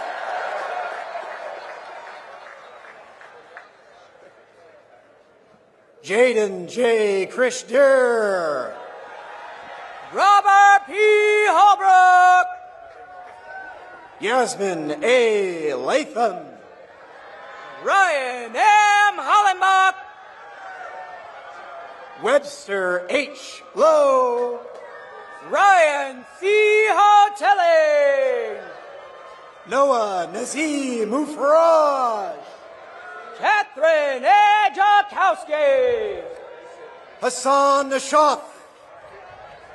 Sky J. Locktowen, Sang Pasea Un Samon. John T. Lemke, Angela M. Santos. Savannah J. Lewis, Dylan G. Steadley. Emma M. Lucas. Ethan J. Sullivan. Akshad Me Ashwari. Lyndon A. Taylor III. George H. Main. Henry C. Tolker III. Alec D. Malone. Luke A. Wagner. Scott A. Martinez. Mitchell John White. Jessica G. McKenzie. Ellie S. Wiltsey Hyatt. Sarah L. Parica. From the 35th Company, Kinnery R. Adkins. Ian J. Ratsburg. Max W. Autry. Nora E. Rawson. Isaiah P. Drake. Iñaki Romero Garza. Daniel S. Fellows II. Amelia A. Sachs. Nathaniel W. Harding. Logan T. Scotto. Miracle E. Haynes. Grant W. Swear. Thomas V. Joseph IV. Michael J. Uri III. Kate H. Lee. Jillian J. Valdez. Connor J. McMahon. Alec W. Villarreal. Declan M. Moriarty. Nyla E. Williamson. Genevieve E. Mulhall. From the 36th Company, Paulini Agawo. Ethan J. Nguyen. Deacon Brock. Juan S. Ortiz Perez. Ulysses E. Busen. Luke H. Parker. Elise J.S. Chapin. Noel L. Rubiano. Jackson D. Collier. Andre T. Seiss. Michael A. Cullen. Hannah E. Sarver. Colin P. Dupont. Conrad L. Schutz. Jessica L. Felix. Stephen H. Smith. Christian G. Frymark. Luke F. Sullivan. Josiah G. Glenn. Richard R. Swan II. David S. Graves. Benjamin T. Valdez. Alexis S. Hamilton. Joshua M. Walker. Kyle S. Jacob. Harold E. Watson. Thomas P. Jennings. Johnson Jen. Samuel J. Curley. Guillaume P. LaForest. Charles R. McLaughlin. Caitlin G. McCarter. Thomas B. Noonan III. Jason B. Perez. Cameron S. Ross. And Philip G. Singh.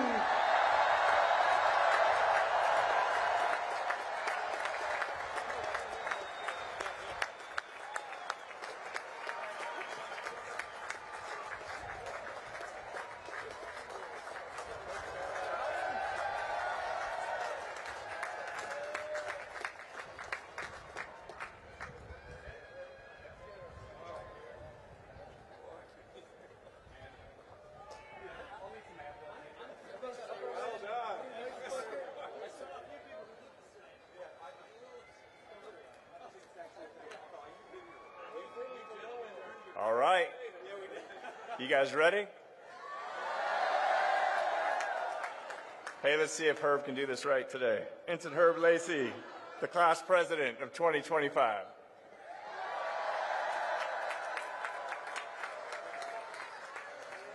Thank you, sir.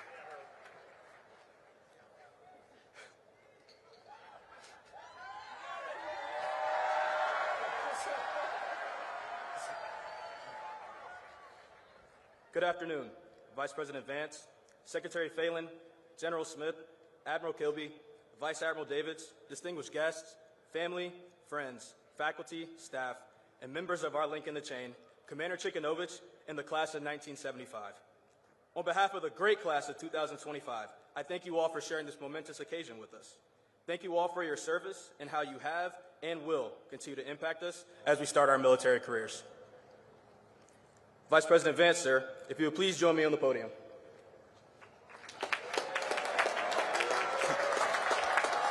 Thank you, sir. Sir, thank you for taking the time to be here with us today. We appreciate all the words you've shared with us. Your insights, not only as our Vice President, but as a Marine, are significant, so we will keep them in our minds as we enter the fleet. On behalf of the class of 2025, I would like to present you with this gift.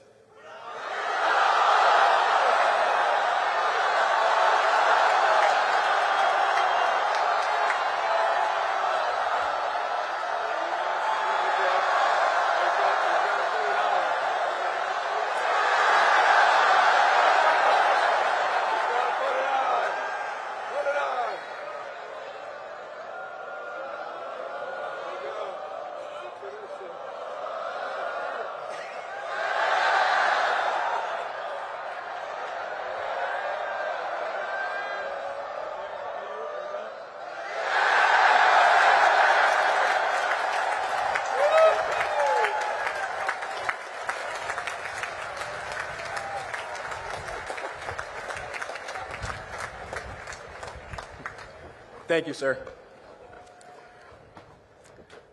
I have never in my life envied a human being who led an easy life. I have envied a great many people who led difficult lives and led them well. Former President Teddy Roosevelt. Living our lives well is something that we always hear about here at the Academy. Earlier this semester, my class was given the opportunity to vote on who would be our honorary graduates. These three individuals have either made great contributions to our class, the brigade, or our country. They have set an example of what living our lives well can entail, no matter what our journey is. I would now like to take the time to recognize our honorary graduates. Our first honorary graduate is Mr. Pierre Duvernay. Mr. Duvernay serves the brigade every day as our...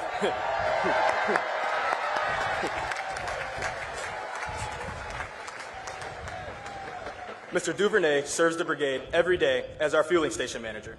The fueling station is where midshipmen can supplement their diets outside of normal meal times with snacks, protein shakes, and other items that can't be found in King Hall. Upon arriving, you will always see Mr. Duvernay, and when you do, he'll be smiling.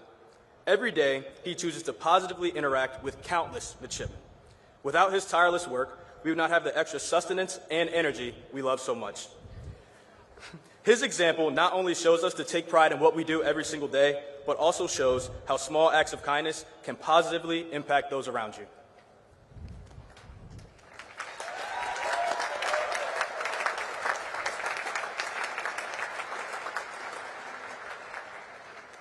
Our second honorary graduate is Major Jeff Ball, a Purple Heart recipient who embodies our core value of courage.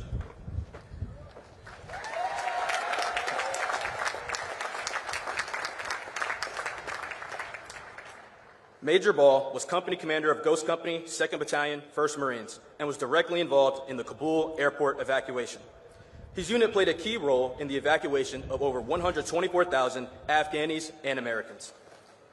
He arrived at the Academy in June 2023, and since then has served as a leadership instructor, a staff platoon commander at Leatherneck in the summer, and as a keynote speaker for our character seminar this spring. In 2 short years, he has greatly impacted our class and the brigade by sharing his story with us and providing an example of what we aspire to be as officers. Thank you, sir.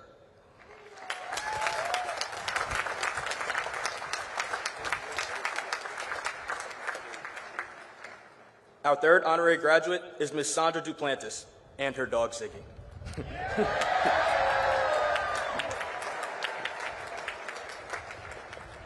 Our class first met Ms. Duplantis and Ziggy during plebe summer on a tour of the Naval Academy Museum. In addition to enjoying time away from our detailers, Ms. Duplantis and Ziggy, at that moment, provided a key morale boost to a rather monotonous and humid summer. She and Ziggy can often be seen around the yard during exam periods, plays, and important events that we have shared together as a class. Her impact goes far beyond the extensive work she does for the museum, and we are so grateful to have her here.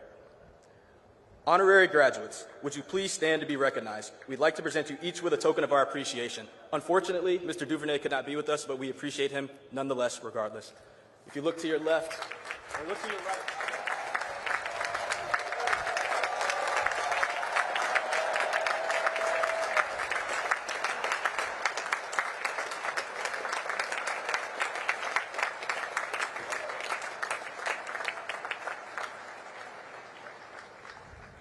So once again, please join me in welcoming and congratulating our 3 honorary graduates to the great class of 2025.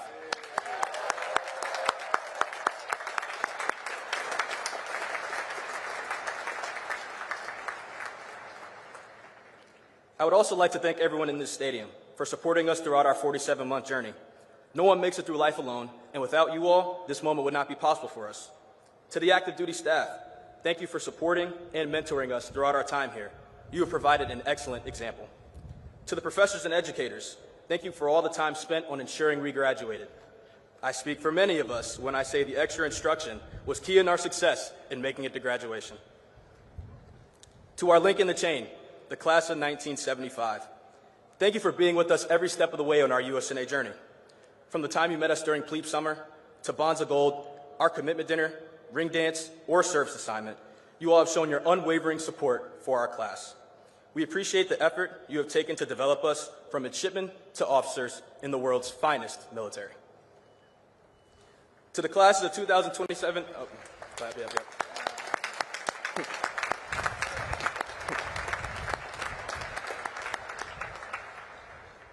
To the classes of 2027 and 2028, please take the time to enjoy the rest of your time here. I promise it goes faster than you think. Your time in the sun for leadership will come. You don't have to get ready if you stay ready, so stay ready. To 2026, you have the reins now. As Dr. Martin Luther King Jr. said, power without love is reckless and abusive. I'd like to think my class did a good job of taking care of you, so ensure you take care of the underclass and take care of each other. Remember, leadership can be fun, but now peer leadership will be a new challenge for you all to develop as the leaders you want to become.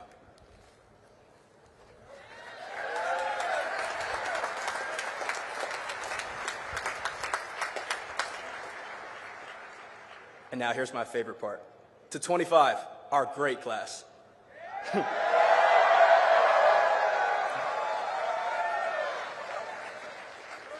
I know your families are waiting on me to finish, so I'll try to stick to my 3 Bs. Be bold, be brief, and most importantly, be gone.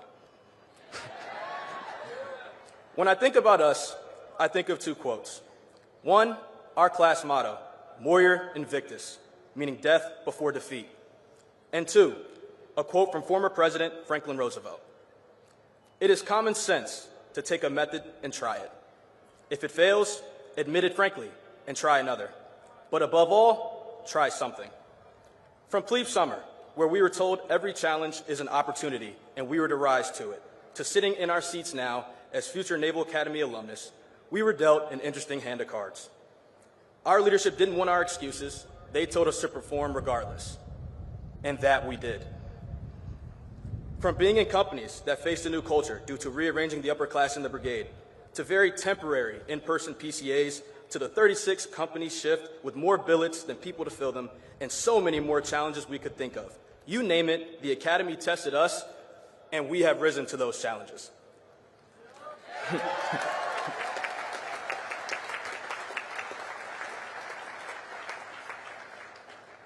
The goal of these 4 years by the Bay is to challenge us in any way possible. In these last 4 years, I think they did a good job of that. Through those challenges, though, we've had a good time or two, whether it was laughing at the small jokes we made as plebes over plebe summer, attending our infamous plebe party, Being the first class to do Severn Shellback as youngsters, our ring dance, or many Long Island Thursdays as firsties. Through 4 years, we've made the most of every opportunity to spend time together. So as we commission, and life presents us with more of these inevitable challenges, I ask of us 2 things. 1, to keep each other close and always support each other, because simply put, who's going to take better care of us than us? And lastly, to remember Lieutenant Brendan Looney's quote, "Be strong, be accountable, never complain." These words from Lieutenant Brendan Looney are what are expected of us as we continue on. To try, despite not knowing how to proceed, is the life we're called to live as officers. One of our classmates is leading by example already. One of our own, Riley Clautise, faced an injury over our last winter break, leaving him unable to walk. Despite facing the unthinkable, he continues to have a positive attitude and never complains. I use Riley as an example, but each of us has a story and a challenge that we have overcome to make it to this point. Many things in this life we cannot control, but we can always control how we respond. The sum of your character is not how many times you fall down, but how many times you're willing to get up and try again. They say we're the best and brightest, so 25, let's prove them right, because we already let it be known from the beginning, defeat was never an option. I'm excited for our bright future, and it's been an honor being your classmate. And I think Kendrick Lamar said this best, because they not like us.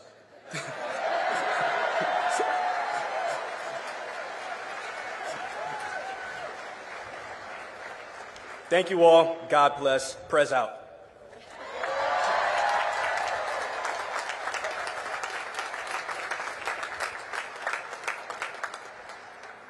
Ladies and gentlemen, as we come to the end of our ceremony today, please rise for the singing of Navy Blue and Gold.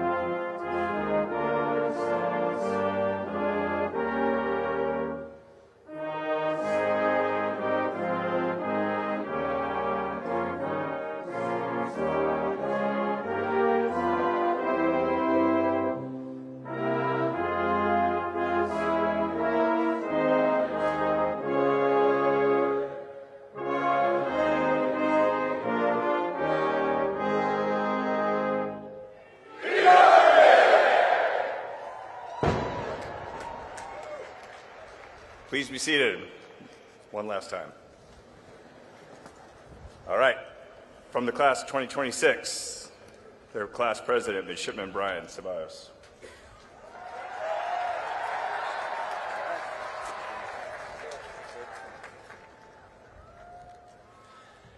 Members of the classes of 2026, 2027, and 2028, please rise.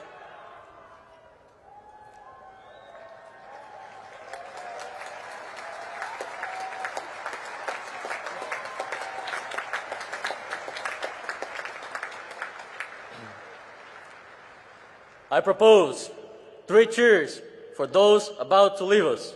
Hip hip! Hip hip! Hip hip!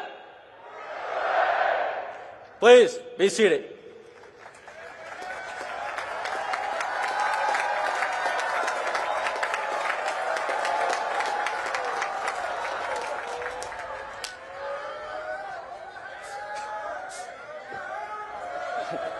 Class of 2025, please rise.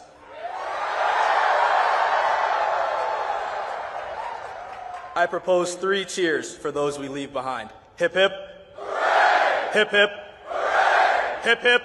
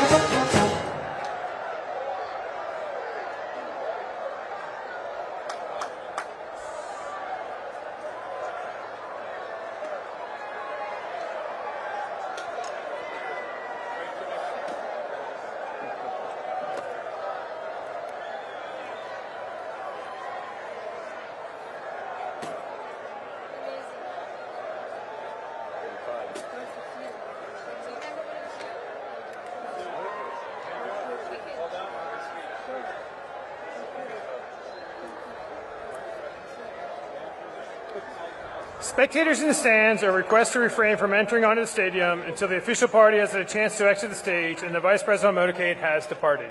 Thank you.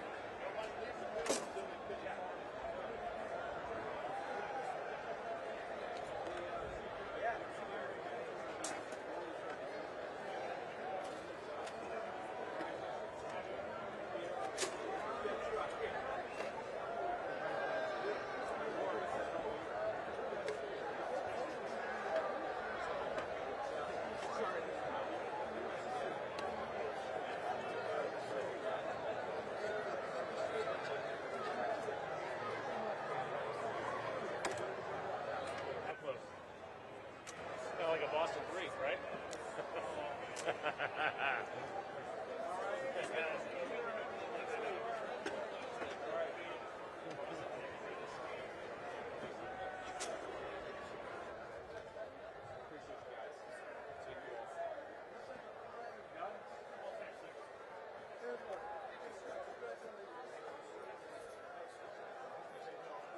All right, we'll see you in June. All right. I'll call you and make an appointment through the channel. Yeah, they're good. Thank you. All right, Ms. Secretary, we'll see you when we get back. Absolutely. Yes,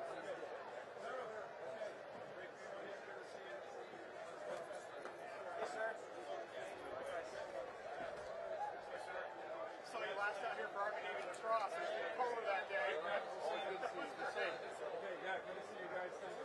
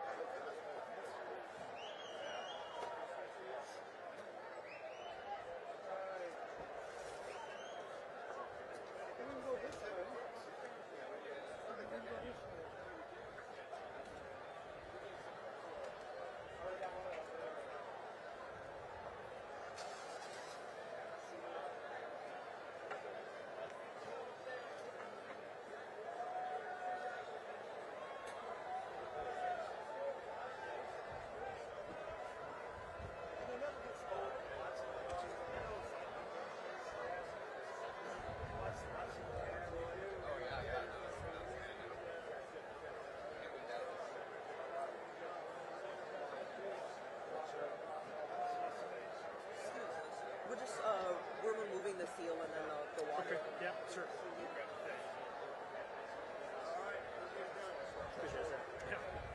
You have See you guys, yeah.